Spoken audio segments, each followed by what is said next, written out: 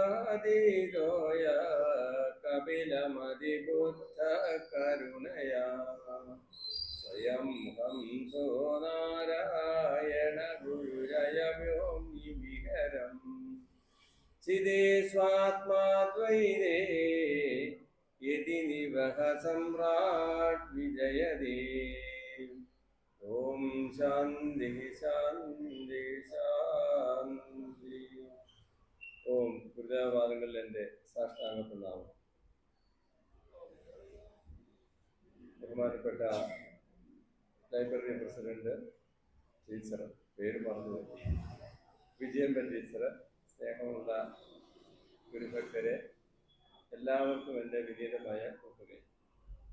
അതിന് ഞാനും ചോദിച്ചു നോക്കട്ടെ, 1.5 മണിക്കൂറായിരുന്നു പറഞ്ഞത്, ഇപ്പോൾ അരമണിക്കൂർ പോയി. 1 മണിക്കൂർ കൊണ്ട് തീർക്കണോ 1.5 മണിക്കൂർ കൊണ്ട് തീർക്കണോ നിങ്ങൾ പറയാം, അതനുസരിച്ച് ഞാൻ ചെയ്തത്. 6:55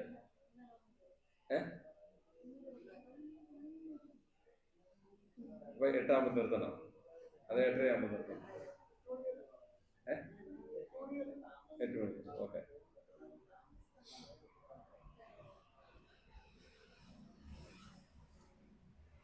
സാധാരണ ഗുരുദേവന്റെ കൃതികള് എടുക്കുമ്പോൾ വലിയ വേദാന്ത കൃതികള് എടുത്തങ്ങ് പോകും. പക്ഷെങ്കില് എൻ്റെ അഭിപ്രായത്തില് ഗുരുദേവന്റെ കാവ്യാത്മകമായ കഴിവിനെ മനസ്സിലാക്കണമെങ്കിൽ ഗുരുദേവ കൃതികളിലെ ചെറുത് നോക്കിയുള്ളത് ആദ്യമേ എടുക്കണം. അത് പദാനുപദം വ്യാഖ്യാനം പറഞ്ഞ് മനസ്സിലാക്കണം. എങ്കിലേ നമുക്ക് വായിക്കുമ്പോൾ അതിന്റെ അർത്ഥം മനസ്സിലാക്കാൻ സാധിക്കുള്ളൂ. ഞാൻ എടുക്കുന്ന ക്ലാസ്സുകളിലൊക്കെ പറയാനുള്ളതാണ്, ഗുരുദേവകൃതി കൊണ്ടുവന്നിട്ടുണ്ടെങ്കിൽ അതില് 1-ാമത്തെ ശ്ലോകം 2-ാമത്തെ ശ്ലോകം ഇങ്ങനെയുള്ളതില് ഏതാണ് മനസ്സിലാകാത്ത പദമുള്ളതെന്നുള്ള അവിടെ ഒരു ലൈൻ ഇട്ട് അതിന്റെ ആ പദത്തിനടിയിൽ നമ്പർ ഇട്ട് അതിന്റെ അർത്ഥം ഇപ്പുറത്തോട്ട് സൈഡിലേക്ക് എഴുതി വെക്കുകയാണെങ്കിൽ നമുക്ക് വായിക്കുന്ന അവസരത്തിൽ പെട്ടെന്ന് മനസ്സിലാകും. അല്ലാതെ നമ്മൾ എഴുതി വെച്ച് പോയി കഴിഞ്ഞാൽ അതിന്റെ അർത്ഥം പിന്നീട് നോക്കാനും എടുക്കാനൊന്നും സാധിക്കുകയില്ല. അപ്പൊ അതായിരിക്കും ഉചിതം. അതുകൊണ്ട് താല്പര്യമുള്ളവര് ആ രീതിയിൽ എഴുതി നോക്കുകയുള്ളൂ, അറിയാത്ത വാക്കുകളുടെ അർത്ഥം. ഏതായാലും കൂടുതലായിട്ടുള്ള വിശദീകരണങ്ങളിലേക്ക് കടക്കുന്നില്ല. ഗുരുദേവനെ സംബന്ധിച്ചിടത്തോളം പാടിപ്പതിഞ്ഞ ഒരു വാക്കെന്ന് പറയുന്നത് ഗുരുദേവൻ ഒരു സാമൂഹ്യ പരിഷ്കർത്താവാണ്. അതുപോലെ തന്നെ ഗുരുവിന്റെ കുറച്ച് വാചകങ്ങൾ, ഒരു ജാതി ഒരു മതം ഒരു ദൈവം മനുഷ്യന്, ഇങ്ങനെയൊക്കെ തുടങ്ങിയ കുറച്ച് കാര്യങ്ങളൊക്കെ പറഞ്ഞു പോകുന്നതാണ് ഒരു 90% വേദികളിലും കേൾക്കുന്നത്. അതിലപ്പുറത്തോട്ട് ഗുരു എന്തായിരുന്നു എന്നുള്ളതിനെ കുറിച്ച് വൃത്തിയായിട്ട് അല്ലെങ്കിൽ വ്യക്തമായിട്ട് പറയാറില്ല, അറിയത്തുമില്ല. അതാണ് പോരാളിക. അപ്പോ അതില് എന്നെ സംബന്ധിച്ചിടത്തോളം ഗുരുദേവൻ ഏറ്റവും ഒന്നാമതായ, ലോകത്തിലൊന്നും ഇങ്ങനെ ഒരു ആത്മീയ ആചാര്യൻ കാണുകയില്ല. അതാണ് ഗുരുദേവന്റെ 1-ാമത്തെ മഹത്വം എന്ന് പറയുന്നത്, ആത്മീയത. ആത്മീയത എന്ന് പറഞ്ഞാൽ ക്ഷേത്രത്തിൽ പോകുകയോ ജപിക്കുകയോ പ്രാർത്ഥിക്കുകയോ അല്ലെങ്കിൽ തീർത്ഥാടനം നടത്തുകയോ അല്ല. ഞാൻ ആരാണ്, ഞാൻ എവിടുന്ന് വന്നു, എങ്ങോട്ടാണ് പോകുന്നത്, ഇതിനെക്കുറിച്ചുള്ള അന്വേഷണമാണ്, ചർച്ചകളും വാദപ്രതിവാദങ്ങളുമാണ് ആത്മീയത എന്ന് പറയുന്നത്. ഗുരുദേവൻ തന്നെ പറഞ്ഞിട്ടുണ്ട്, ക്ഷേത്രങ്ങൾ ആത്മീയതയിലേക്കുള്ള വഴികാട്ടികളാണ്. നമ്മളതൊക്കെ പറഞ്ഞ് ക്ഷേത്രങ്ങളിൽ തന്നെ പോയി അവിടെ എല്ലാം പുണ്യം കിട്ടുമെന്ന് ഓർമ്മയിരിക്കുകയാണ്. അതല്ല. പിന്നെ ഉള്ളത് 2-ാമത്തേതാണ് ഗുരുദേവൻ ഒരു കവി എന്ന നിലയിലുള്ള വിലയിരുത്തൽ. ആരും അങ്ങനെ വിലയിരുത്താറില്ല. പക്ഷെ ഗുരുദേവന്റെ കൃതികളിലേക്ക് നോക്കിക്കഴിയുമ്പോഴാണ് ഗുരുദേവൻ ഒരു കവിയെന്നല്ല, ഒരു ജ്ഞാനിയായ ഒരു കവി, അല്ലെങ്കിൽ ആധ്യാത്മിക ആചാര്യനായ ഒരു കവി. മലയാളത്തിലെന്നല്ല, മലയാളത്തിലും തമിഴിലും സംസ്കൃതത്തിലും ഒക്കെ കൃതികൾ എഴുതിയിട്ടുണ്ട്. അതിനെയൊക്കെ ഭംഗി അറിയണമെങ്കിൽ നമ്മൾ അതിന്റെ ഉൾത്തലങ്ങളിലേക്ക് കിടക്കണം. അപ്പൊ 1-2 ഉദാഹരണങ്ങൾ മാത്രം ചെറുതായിട്ട് ഞാനൊന്ന് പറഞ്ഞു കഴിഞ്ഞിട്ട് ക്ലാസ്സിലേക്ക് എടുക്കുകയാണ്. അതായത് വാസുദേവാഷ്ടകത്തില് അഞ്ചീര മഞ്ചുമണി സിഞ്ചിത പാദപത്മ കഞ്ചായദാക്ഷ കരുണാകര കഞ്ചനാഭ എന്നൊരു പദപ്രയോഗം. കഞ്ചനാഭ അത് 2ആയിട്ട് തിരിച്ചെടുക്കാം. കഞ്ചം നാഭ, കഞ്ചം എന്ന് പറഞ്ഞാൽ താമര, താമര നാഭിയിലുള്ളവൻ വിഷ്ണു.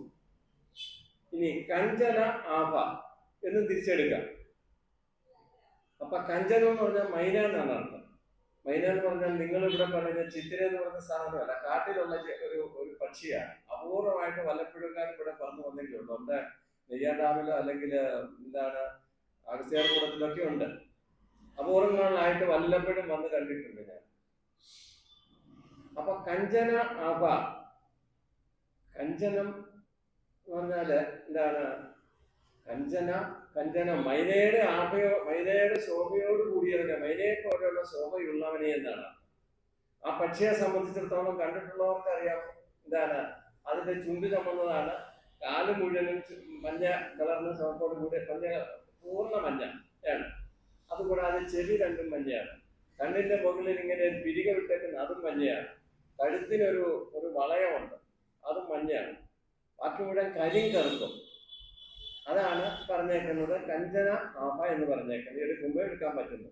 അങ്ങനെ ഒരേ പദത്തിൽ തന്നെ രണ്ട് രീതിയിൽ എടുത്തു കഴിഞ്ഞാലും അത് ആരാണോ വിഷ്ണുവിലേക്ക് തന്നെയാണ് ഇതിന്റെ അർത്ഥം ചെല്ലുന്നത്. ഇനിയുള്ളത് നവമഞ്ചരി എന്നുള്ള കൃതി.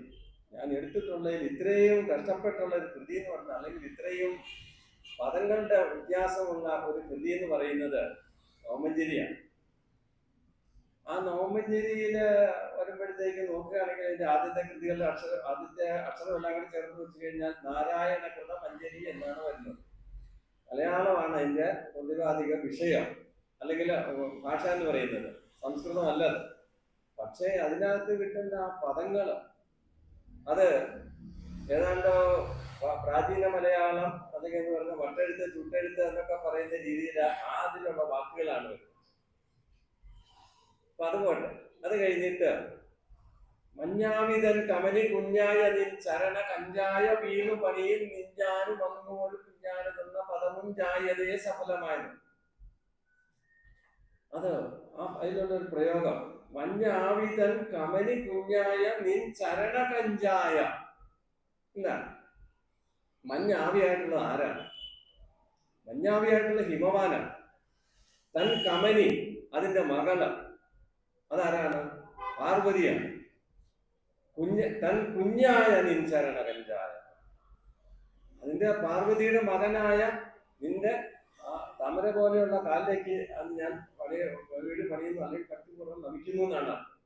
അതിന്റെ ആ പ്രയോഗം എത്രയാണ്? ഉളകാന്വയാണ് അവിടെ വരുന്നത്. മഞ്ഞാവിതൻ കമനി കുഞ്ഞായ നിൻ ചരണ കഞ്ചായ വീട് പണിയുന്നു. അപ്പൊ അത് ആ രീതിയിലുള്ള പ്രയോഗങ്ങളൊക്കെ നടത്തുവാൻ പറ്റുന്ന മലയാളത്തിലും നല്ല സംസ്കൃതത്തിലും നല്ല ഒരു ഭാഷയിലും ഇത്രയുമുള്ള കാവ്യഭംഗിയോടുകൂടി അല്ലെങ്കിൽ രചിക്കുവാൻ പറ്റുന്ന ഏത് കവിയാണുള്ളത്? അതുപോലെ നോക്കിയാൽ ഓരോന്നും അങ്ങനെയാണ്. അന്താതിപ്രാസം, പിന്നെ അന്ത്യപ്രാസം, ദ്വിതീയാക്ഷപ്രാസം പറഞ്ഞ എല്ലാ ഇതുകളും, അതായത് 35ഓളം അലങ്കാരവും വൃത്തങ്ങളും ഒക്കെ ഉപയോഗിച്ചാണ് കൃതികൾ രചിച്ചിട്ടുള്ളത്. അതിലെ തോടകവൃത്തത്തിന് അന്ന് 1914 വ്യാകരണ ഗ്രന്ഥം, മലയാള വ്യാകരണ ഗ്രന്ഥം എഴുതുന്ന സമയത്ത് അതിനൊരു ഉദാഹരണം കൊടുക്കാനായിട്ട് ഒരു പദ്യം ഇല്ലാഞ്ഞിട്ട് ആ തോടക വൃത്തത്തിൽ ഒരു പദ്യം എഴുതിയാണ് അതിന്റെ ഉദാഹരണം കൊടുത്തത്. പക്ഷെങ്കിൽ ഗുരുദേവൻ 1910 ഈ ശിവപ്രസാദ മറ്റേ എന്നുള്ള കൃതി എഴുതിയിട്ടുണ്ട്, തോടകവൃത്തത്തിൽ എഴുതിയിട്ടുണ്ട്. അതാ. അപ്പൊ അത്രയും മനോഹരമാണ്, അത്രയും ഭാഷയുടെ അത്രയും അങ്ങേയറ്റത്തെ അഗാധ പാണ്ഡിത്യം അത് വെളിപ്പെടുത്താണ് ഗുരുദേവ കൃതികളൊക്കെ. അതുകൊണ്ടാണ് ONV കുറുപ്പ് ഒരു പ്രാവശ്യം പറഞ്ഞത്, ഗുരുദേവ കൃതി വായിച്ചപ്പോഴാണ് എനിക്ക് മലയാളത്തിൽ കൂടുതൽ അറിവ് ലഭിച്ചത്. അതിലും കടത്തി വെട്ടിയാണ് ബാലചന്ദ്രൻ ചുള്ളിക്കാട് പറഞ്ഞത്, ഗുരുദേവ കൃതി വായിച്ചപ്പോഴാണ് എനിക്ക് മലയാളം അറിയത്തില്ല എന്നുള്ളത് മനസ്സിലായത്. അപ്പൊ അത്രയും പദസമ്പത്ത് ഉപയോഗിച്ചാണ്, അത്രയും കാവ്യാത്മകമായിട്ട് എന്താണ് വൃത്തവും അലങ്കാരവും നിയമം മുഴുവൻ പാലിച്ചാണ് എഴുതിയിട്ടുള്ളത്. ടീച്ചറിനൊക്കെ അറിയാം വൃത്തം എന്താണെന്നും അലങ്കാരം എന്താണെന്നും. ഇന്നത്തെ കുട്ടികളെ പഠിപ്പിക്കുന്നില്ല, മലയാളം പഠിപ്പിക്കുന്നില്ല, വൃത്തം പഠിപ്പിക്കുന്നില്ല, അലങ്കാരം പഠിപ്പിക്കുന്നില്ല, ഒന്നുമില്ല. കോട്ടെ ഏതായാലും നമ്മളെന്തായാലും അതിന്റെ ആ കാവ്യഭംഗിയെ നമ്മൾ വിലയിരുത്തി വേണം മുന്നോട്ട് പോകുവാനായിട്ട്. അപ്പൊ അങ്ങനെ വേണമെങ്കിൽ അതുപോലെ തന്നെ നമ്മള് ആശയമല്ല, ആശയം പഠിക്കുന്നതിന് മുൻപ് തന്നെ നമ്മുടെ പദങ്ങളുടെ വിന്യാസവും അർത്ഥവും പഠിച്ച് അത് എവിടെ പിരിക്കണം, എങ്ങനെ യോജിപ്പിക്കണം എന്നുള്ളതിനെല്ലാം മനസ്സിലാക്കിയെടുക്കണം. അതുകൊണ്ട് ഞാൻ ഇനി കൃതികളിലേക്ക് കിടക്കുകയാണ്. 1 മണിക്കൂറേ ഉള്ളൂ.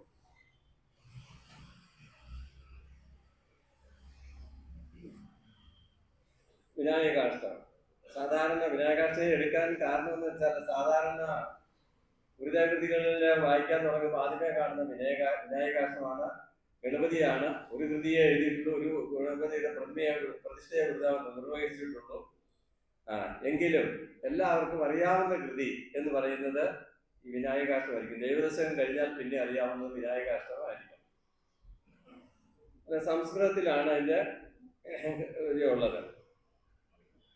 നമദ്ദേവ വൃന്ദം ലസദ്വേദ കന്ധം ശിരശ്രീമതിന്ദു ശ്രുതശ്രീ മുകുന്ദം ബൃഹച്ചാത് തുണ്ടം സ്തുതശ്രീ സനന്ദം ജടാഹീന്ദ്ര കുന്ദം ഭജേഭീഷ്ടസന്തം. അതില് ഒരു പ്രക്ഷിപ്തമുള്ളത് ബൃഹച്ചാറ് തുണ്ടം എന്നാണ് അവിടെ ഇത് വരേണ്ടത്. അതായത് ഇന്ത എന്നുള്ള മുഴുവൻ ഓരോ ലൈനിലും 2 ഇന്ത വന്നിട്ടുണ്ട്. നമദ്ദേവ വൃന്ദം ലസത് വേദകന്ധം ശിരശ്രീമതിന്ദും ശ്രുതശ്രീ മുകുന്ദം ബൃഹച്ചാരി ശുണ്ടം എന്ന് ചിലടത്ത് കൊടുത്തിട്ടുണ്ട്. പക്ഷെ അത് തുന്തോന്ന് വരികയാണെങ്കിൽ ശ്രുതശ്രീ സനന്തം അവിടെ അത് എന്താണ് ചേർന്ന് വരും. ജടാഹീന്ദ്ര കുന്തം ഭജേഭീഷ്ട സന്തം. അവിടെ അതിന് വൃത്തം തെറ്റാതെ വരും. അലങ്കാരത്തിനാണ് അവിടെ ഇത് വരുന്നത്. അപ്പൊ അവിടെ ബൃഹച്ചാറ് ശുണ്ടം എന്ന് പറഞ്ഞാല്, ശുണ്ടം എന്ന് പറഞ്ഞാൽ തുമ്പിക്കൈന്നാണ് അർത്ഥം. തുമ്പിക്കൈ അവസാനത്തെ പദ്യത്തിൽ തുമ്പിക്കൈ എന്ന് പറയുന്നുണ്ട്. തുന്തം എന്ന് പറഞ്ഞാൽ വയറെന്നാണ്. ബൃഹത് ചാരു ശുണ്ടം എന്നാണ്. ബൃഹച്ചാറ് തുണ്ടം, ബൃഹത്തായ തുണ്ടം, അതായത് പുറവേറാനായിട്ടുള്ള ഗണപതി എന്ന് പറയുമ്പോൾ അർത്ഥം ശരിയായി. ഇവിടെ എന്താണ് ബാക്കി അലങ്കാരവും ശരിയായിട്ട് അതായിരിക്കണം നല്ലത്. പക്ഷെ ശിവഗിരിനെ ഇറക്കിയ പുസ്തകത്തിൽ പോലും പലർക്കും ഇതാണ് കൊടുത്തേക്കുന്നത്. ലാസ്റ്റ് എടുക്കിയതിൽ തുണ്ടം തന്നെയാണ് കൊടുത്തിട്ടുള്ളത്. പിന്നെയുള്ളത് ഒരു തെറ്റ് വരുത്തുന്ന സാധാരണ ജടാഹീന്ദ്ര കുന്തം പജേ ഭീഷ്ട സന്തം എന്നാണ് ചെല്ലേണ്ടത്. പജേ അഭീഷ്ട സന്തം എന്നാണ്. പക്ഷെ അഭീഷ്ട സന്തം എന്ന് പറയാൻ പാടില്ല. അങ്ങനെ വരുമ്പോൾ ഒരക്ഷരം കൂടുതൽ വരും, വൃത്തം തെറ്റ്. അതാണ് പറയാം. അവിടെ അതിന് പജേ അഭീഷ്ടം എന്നുള്ളിടത്ത് തന്നെ ഒരു ട്രാൻസ്ലേഷൻ മാർക്ക് കൊടുത്തിട്ടുണ്ട്. അത് എന്താണെന്ന് വെച്ചാൽ വ്യാകരണ നിയമം അനുസരിച്ചല്ല, സംസ്കൃത വ്യാകരണ നിയമം അനുസരിച്ചിട്ടാണ് അവിടെ ചെയ്തിട്ടുള്ളത്. അതുകൊണ്ട് അക്ഷരം തെറ്റാതെ വൃത്തം തെറ്റാതെ വരണമെങ്കിൽ പജേഭീഷ്ട സന്തോന്ന് ചെല്ലണം. പജേ അഭീഷ്ട സന്തോന്ന് ചെല്ലാൻ പാടില്ല. അപ്പൊ ഏകക പദാന്താതലി എന്നുള്ള സൂത്രപ്രകാരമാണ്, വ്യാകരണ സൂത്രപ്രകാരമാണ് അവിടെ അത് വന്നിട്ടുള്ളത്. അപ്പൊ അത്രയും ക്ലിയർ ആയിട്ട് ഗുരുദേവൻ ഒരു വാക്കിന്റെ നല്ല ഒരു ചെറിയൊരു പുറയും ഒരു ചെറിയൊരു ശബ്ദത്തിന്റെ 1/4 പോലും ഒരിടത്തും തെറ്റായിട്ട് ഉപയോഗിച്ചില്ല. അത്രയും നിയമം പാലിച്ചാണ് കൃതികൾ ജയിച്ചിട്ടുള്ളത്. അപ്പൊ ഇനി അർത്ഥത്തിലേക്ക് കിടക്കാം. നമത് ദേവവൃന്ദം. നമത് ദേവവൃന്ദം എന്നാണ് പിരിക്കേണ്ടത്. നമത്ത് എന്നുള്ളതിന് സത്രന്തമാണ്. അതുകൊണ്ട് നമിക്കപ്പെടുന്ന എന്നുള്ള അർത്ഥം. വൃന്ദം ദേവവൃന്ദം നമിക്കുന്ന. ലസത് വേദകന്ധം. ലസത് വേദകന്ധം. കന്ധം എന്ന് പറഞ്ഞാൽ കിഴങ്ങെന്നാണ് അർത്ഥം, മൂലം. അല്ലെങ്കിൽ വേദത്തിന്റെ എല്ലാത്തിന്റെയും മൂലമായിട്ട് ഉള്ളവനെ. ശ്രീമതിന്ദും. ശ്രീമതിന്ദും ശിരസിൽ ശ്രീമതിന്ദുവിനെ ചന്ദ്രക്കലയെ ചോദിച്ചാണ്. അപ്പൊ ഇവിടെയുള്ളത് എല്ലാവർക്കും ഒരു സംശയം തോന്നാം. സാധാരണ നോക്കുന്നവർക്കാണെങ്കിൽ ഈ ഗണപതിക്ക് വേണ്ടി ആ ചന്ദ്രക്കലയും ഒക്കെ ഉള്ളത്. പക്ഷെ അത് ഗണപതിക്കെന്നല്ല. ഗുരുദേവൻ രചിച്ചു വരുമ്പോൾ ശിവന്റെ ആടയാഭരണങ്ങൾ മുഴുവനും ഗണപതിയിലും മുരുകന്റെ കൃതികളിലും ദേവീ കൃതികളിലും ഒക്കെ ദേവീസ്തോത്രങ്ങളിലും ഒക്കെ വന്നിട്ടുണ്ട്. അപ്പൊ ഇവിടെ പറഞ്ഞേക്കുന്നത് ശിവനെ സങ്കല്പിച്ചുകൊണ്ട് അല്ലെങ്കിൽ ശിവന്റെ ആഭരണങ്ങളോട് കൂടിയായിട്ടാണ് പറയുന്നത്. പക്ഷെ അതെല്ലാം എന്താണ് ഗണപതിയെ കരുതിയാണ്. അപ്പൊ ശിരസിൽ ശ്രീമദ് അതായത് ചന്ദ്രക്കലയെ ധരിച്ചവനെ. ശ്രീ മുകുന്ദം. ശ്രിതൻ എന്ന് പറഞ്ഞാൽ ആശ്രയിക്കുന്നവർക്ക് ഭക്തന്മാർക്ക്. ശ്രീ എന്ന് പറഞ്ഞാൽ ഐശ്വര്യം നൽകുന്ന ആ മുകുന്ദനെ ഞാൻ. മുകുന്ദൻ എന്ന് പറഞ്ഞാൽ ആരാണ്? മുരുകനാണ്. പക്ഷെ ഇവിടെ എന്താണ് നമ്മൾ ഓർക്കേണ്ടത്? ഗണപതിയാണ്. അങ്ങനെയുള്ള ആ ഗണപതിയെ ഞാൻ നമിക്കുന്നു. അല്ല, ഇനിയുണ്ട്, ബാക്കി എല്ലാം കൂടെ ചേർന്നിട്ടാണ് നമിക്കുക എന്നുള്ളത് വരുന്നത്. ബൃഹച്ചാരു തുണ്ടം, ബൃഹത്ത് ചാരു തുണ്ടം എന്നുള്ളതാണ് വരേണ്ടത്. എന്റെ അഭിപ്രായമായിട്ട് നമുക്ക് ഒരിക്കലും മാറ്റിവെക്കാൻ പറഞ്ഞല്ല. ഗുരു ചെയ്യിച്ച കൃതികളുടെ മറ്റ് സാഹചര്യങ്ങളെല്ലാം വെച്ചാണ് ഞാൻ പറഞ്ഞത് തുണ്ടം എന്ന് പറയാനാണ് ചാൻസ്. അവിടെ അക്ഷരത്തിന് തെറ്റി വരികയില്ല, അലങ്കാരത്തിന് തെറ്റി വരികയില്ല, ഒന്നും വരികയില്ല ആ തുണ്ടം നമ്മൾ ചേർക്കുകയാണെങ്കിൽ. ബൃഹത്ത് ചാരു, അതാണ് ബൃഹച്ചാരു എന്ന് പറഞ്ഞേക്കുന്നത്. അപ്പം ബൃഹത്തായതാണ്. ചാരു എന്ന് പറഞ്ഞാൽ എന്താണ്? വളരെ ഭംഗിയുള്ളതാണ്, മനോഹരമായ കുടവേറോട് കൂടിയവനെ. സ്തുത ശ്രീ സനന്ദം. സ്തുത എന്ന് പറഞ്ഞാൽ എന്താണ്? ശ്രീയും ശ്രീ എന്ന് പറഞ്ഞാൽ ഇവിടെ മഹാലക്ഷ്മിയാണ് പറഞ്ഞേക്കുന്നത്. ശ്രീ സനന്ദം, സനന്ദ സനത്കുമാര മുമ്പ് എന്ന് പറഞ്ഞിട്ടുണ്ട്, അത് ശതകത്തിലാണ്. അപ്പൊ സനന്ദ സനത്കാരും ലക്ഷ്മിയും അല്ലെങ്കിൽ സരസ്വതിയും എല്ലാവരും നമിക്കപ്പെടുന്ന, സ്തുതിക്കപ്പെടുന്ന ജഡാഹീന്ദ്ര കുന്തം. ജഡ അഹീന്ദ്ര കുന്തം, ജഡയിൽ. അഹീന്ദ്രൻ എന്ന് പറയുന്നത് നാഗരാജാവ്. അഹി എന്ന് പറഞ്ഞാൽ പാമ്പാണ്, നാഗം നിലനിർത്തുന്നത്. കുന്തം, കുന്തം എന്ന് പറഞ്ഞാൽ മാലയായിട്ട് ചൂടിയവനെ. കുന്തം മാല, അപ്പൊ അതിന്റെ അർത്ഥം വരുന്നത് മാലയായിട്ട് ചൂടിയവനെ എന്നുള്ള അർത്ഥം മനസ്സിലാക്കുക. ജഡാഹീന്ദ്രന് മാലയായിട്ട് ചൂടിയവനെ. ഭജേ അഭീഷ്ട സന്തം. ഭജേ അഹം ഭജേ, ഞാൻ ഭജിക്കുന്നു. അഭീഷ്ട സന്തം, അഭീഷ്ടങ്ങളെല്ലാം സാധിച്ചു തരുന്ന സൻ. സൻ എന്ന് പറയുമ്പോഴത്തേക്ക് അവിടെ വിഷ്ണുവിനെയും ശിവനെയും എല്ലാം സൻ എന്നുള്ളതിന്റെ പദത്തിന്റെ അർത്ഥം വിഷ്ണുവെന്നും ശിവനെന്നും ബ്രഹ്മാവെന്നും ഒക്കെയാണ്. അങ്ങനെയുള്ള ഗണപതിയെ ഞാൻ സ്തുതിക്കുന്നു. അർത്ഥം മനസ്സിലായല്ലോ? ഇനി എന്തെങ്കിലും സംശയം ഉണ്ടെങ്കിൽ ചോദിക്കും. ഒന്നുകൂടെ പൊതുവിലുള്ള അർത്ഥം ഞാൻ പറഞ്ഞുതരാം. നമദേവ വൃന്ദം ലസത് വേദഗന്ധം. ദേവന്മാരുടെ വൃന്ദം നമിക്കുന്ന, വേദത്തിന്റെ കിഴങ്ങായിട്ടുള്ള അല്ലെങ്കിൽ മൂലമായിട്ടുള്ളവനെ. ശിരശ്രീമതിന്ദം, ശിരസിൽ ശ്രീമദ് ഇന്ദുവിനെ ധരിച്ചവനെ. ശ്രിതശ്രീ മുകുന്ദം, ശ്രിതന്മാരായിട്ടുള്ളവർക്ക് അല്ലെങ്കിൽ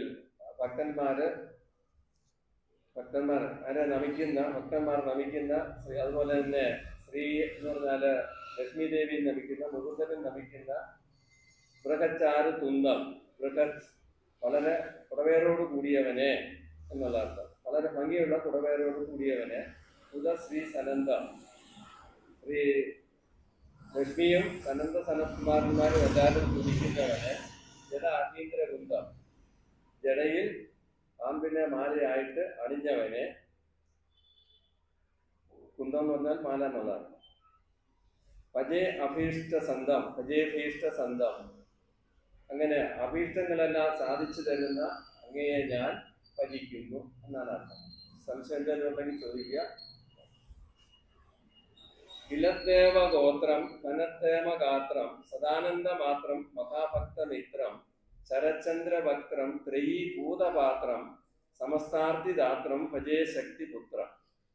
കിലത് ദേവഗോത്രം, കിലത്ത് എന്ന് പറഞ്ഞാൽ നിഷ്പ്രഭമാക്കുന്ന അർത്ഥം.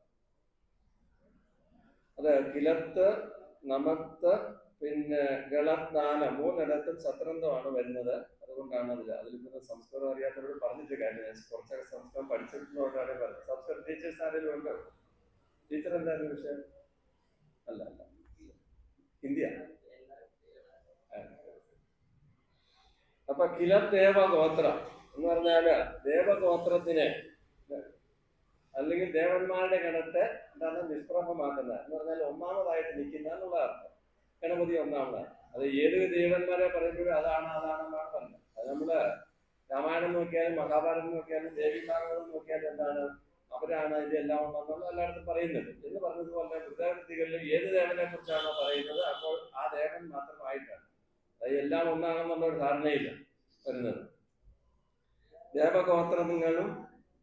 ദേവഗോത്രത്തെ നിഷ്പ്രഭമാക്കുന്ന കനത് ദേമഗാത്രം, കനത് ഹേമഗാത്രം എന്നാണ്. അത് തിരിച്ച് നമ്മൾ അറിയാൻ മാത്രം എഴുതി വെച്ചാൽ മതി. കനത് ഹേമഗാത്രം, അത് ചയോഹോ അന്യതരസ്യം എന്നുള്ള സൂത്രപ്രകാരമാണ് കകാരത്തിന് തകാരം വരുന്നത്. കനത് ഹേമഗാത്രം വായിക്കുമ്പോൾ കനത്ത് ഹേമഗാത്രം എന്ന് വായിക്കാവുള്ളൂ. അത് പിരിച്ചു പറയുമ്പോൾ കനത്ത് ഹേമഗാത്രം എന്നാണ്. ഹേമം എന്ന് പറഞ്ഞാൽ എന്താണ് അർത്ഥം? സ്വർണം. സ്വർണം പോലെ മനോഹരമായ ശരീരത്തോട് കൂടിയാണ്. ഇനി അത് കഴിഞ്ഞ് അവസാനവും സ്വർണത്തിന്റെ കാര്യം പറയുന്നുണ്ട്. സ്വർണ്ണ നിറത്തോട് കൂടിയാണ്. അത് ഗുരുദേവനെ സംബന്ധിച്ചിടത്തോളം പലരും പല രീതിയിലാണ് പറയുന്നത്, അല്ലെ? എന്നോട് നേരിട്ട് കണ്ടിട്ടുള്ള അമ്മമാരും അച്ഛന്മാരും 3-4 പേരെ എനിക്ക് പരിചയപ്പെടാനായിട്ട് ഒരാൾ പറഞ്ഞത് സ്വർണ്ണം പോലെയുള്ള കളറാണെന്നാണ്. അടുത്ത ആള് വേറൊരാൾ പറഞ്ഞത് അത് വെള്ളി പോലെയുള്ള കളർ.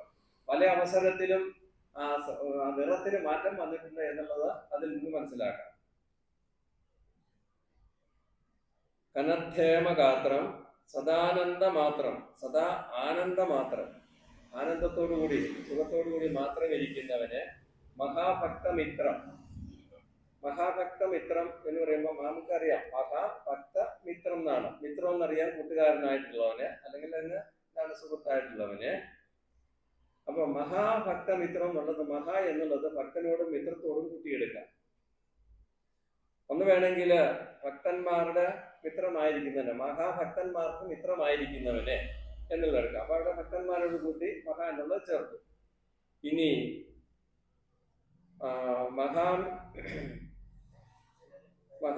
മിത്രത്തിന് മഹാഭക്തനായിരിക്കുന്നവന് എന്ന് പറയാം.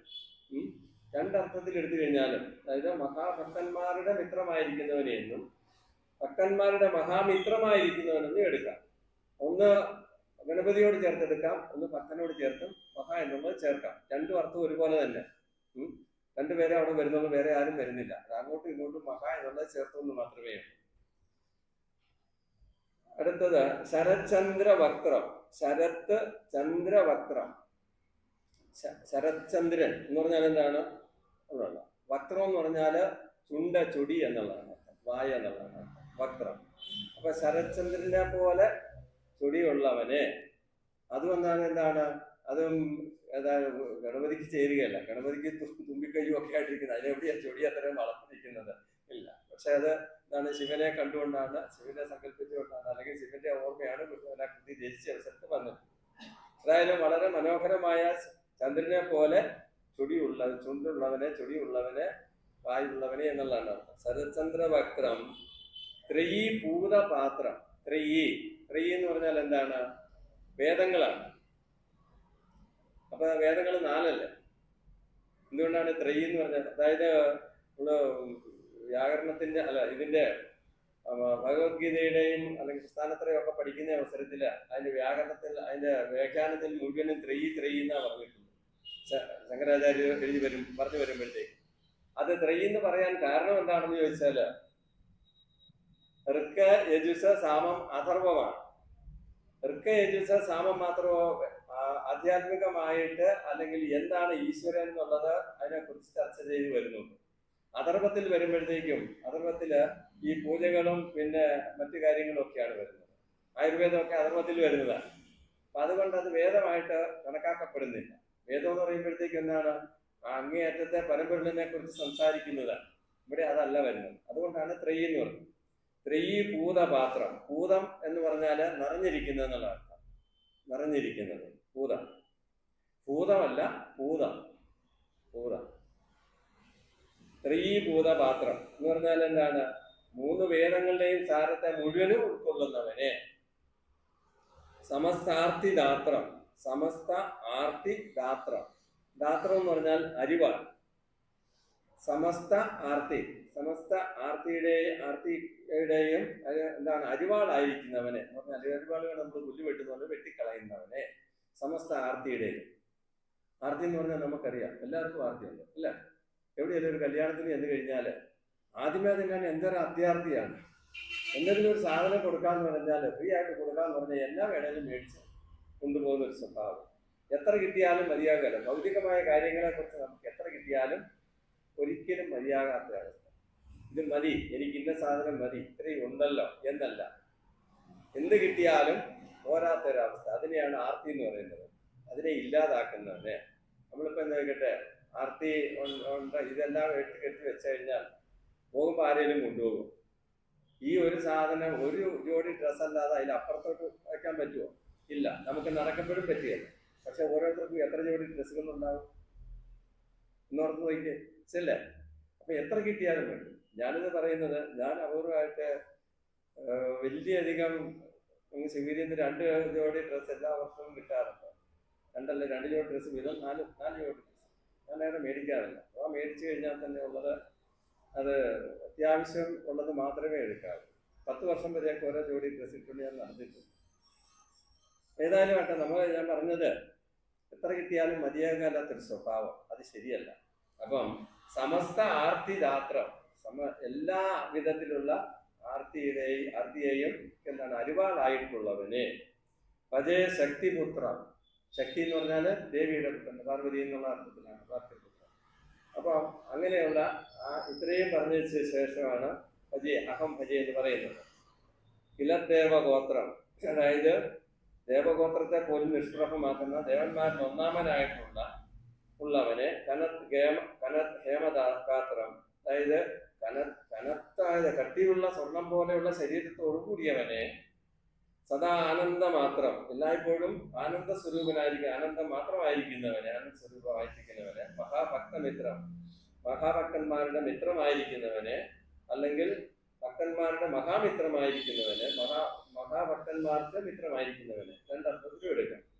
ശരചന്ദ്ര വക്രം, ശരചന്ദ്രനെ പോലെ ചുണ്ടോട് കൂടിയവന്, ത്രയീഭൂതപാത്രം, 3 വേദങ്ങൾക്കും നിറഞ്ഞിരിക്കുന്ന, 3 വേദങ്ങളും നിറഞ്ഞിരിക്കുന്നവനെ, 3 വേദങ്ങൾക്കും സമമായിരിക്കുന്നവനെ, സമസ്താർത്തിദാത്രം, ഞങ്ങളുടെ ഭക്തന്മാരുടെ എല്ലാവിധ ആർത്തിയെയും ഇല്ലാതാക്കുന്നവനെ, ശക്തിപുത്രം അഹം ഭജേ, അങ്ങനെയുള്ള പാർവതിയുടെ പുത്രനായിട്ടുള്ളവനെ ഞാൻ ഭജിക്കുന്നു. എന്തെങ്കിലും മിസ്റ്റേക്ക് ഉണ്ടെങ്കിൽ ചോദിക്കാം. അടുത്ത 3-ാമത്തേത് ഗളദ്ദാനമാലം. ദാനമാലം, മാല, ദാനമാകുന്ന മാല അണിഞ്ഞവനെ, കഴുത്തിൽ ദാനമാകുന്ന മാല അണിഞ്ഞവനെ. ചലത് ഭോഗിമാല. ഭോഗി എന്ന് പറഞ്ഞാൽ എന്താണ്? ഭോഗി എന്ന് പറഞ്ഞാലും ആഭോഗി എന്ന് പറഞ്ഞാലും ഒന്ന് തന്നെ അർത്ഥം. ഇവിടെ 2 രീതിയിലും എടുക്കാം. ചലത് ഭോഗിമാലം, ഭോഗി എന്ന് പറഞ്ഞാൽ പാമ്പ്, ചലിക്കുന്ന പാമ്പുകളോട് കൂടിയവനെ. പാമ്പ് എവിടെയാണ്? കയ്യിലും കാലിലും കഴുത്തിലും മുടിയിലും എല്ലാം ഇരിക്കുകയാണ്. കൂടിയവന് ചലത് ഭോഗിമാലം. ഗള അംബോധ കാലം, ഗള അംബസ് ദ കാലം, 4ആയിട്ട് പിരിക്കണം. അംബസ് എന്ന് പറഞ്ഞാൽ എന്താണ് അർത്ഥം? വെള്ളം. അംബസിനെ ദാനം ചെയ്യുന്നത് എന്താണ്? മേഘം. അത് കാലമാണ്. കാലം എന്ന് പറഞ്ഞാൽ കറുത്തെന്നർത്ഥം. കാലൻ എന്നല്ല, കാലം എന്ന് പറഞ്ഞാൽ കറുപ്പോട് കൂടിയ, കഴുത്തോട് കൂടിയവനെ, അതായത് കാർമേഘത്തെ പോലെ കറുത്ത കഴുത്തോട് കൂടിയവനെ. ശിവനെയാണ് ഉദ്ദേശിക്കുന്നത്, ശിവനെയാണ് പറയുന്നത്. പക്ഷെ ഉദ്ദേശിക്കുന്നത് എന്താണ്? ഗണപതിയാണ്. ഗണാംബോധ കാലം സദാ ദാനശീലം, സദാ എല്ലായ്പ്പോഴും ദാനശീലനായിരിക്കുന്നവനെ. ഗണപതി ക്ഷിപ്രപ്രസാദിയാണെന്നാണ് പറയുന്നത്, അല്ലേ? അതെ. അത് ഓരോരുത്തരുടെ രീതി, അവരവരുടെ സ്വഭാവം, അവരവരുടെ ഇഷ്ടമനുസരിച്ചാണ് ഓരോ ദേവന്മാരെയും സങ്കല്പിക്കുന്നത്. അതനുസരിച്ചാണ് ഗുരുദേവൻ ഇത്രയും ഒരു ദൈവം മനുഷ്യൻ എന്ന് പറഞ്ഞ് ഇത്രയും ദൈവങ്ങളെ പ്രതീക്ഷിച്ചത്. എല്ലാം ഒന്ന് തന്നെയാണ്. ഗണാംബോധകാലം കാലം സദാ ദാനശീലം സുരാരാദി കാലം മഹേശാത്മപാലം. സുരാരാദി കാലം, അല്ലെങ്കിൽ ആരാധി എന്ന് പറഞ്ഞാലും കുഴപ്പമില്ല. സുരന്മാരുടെ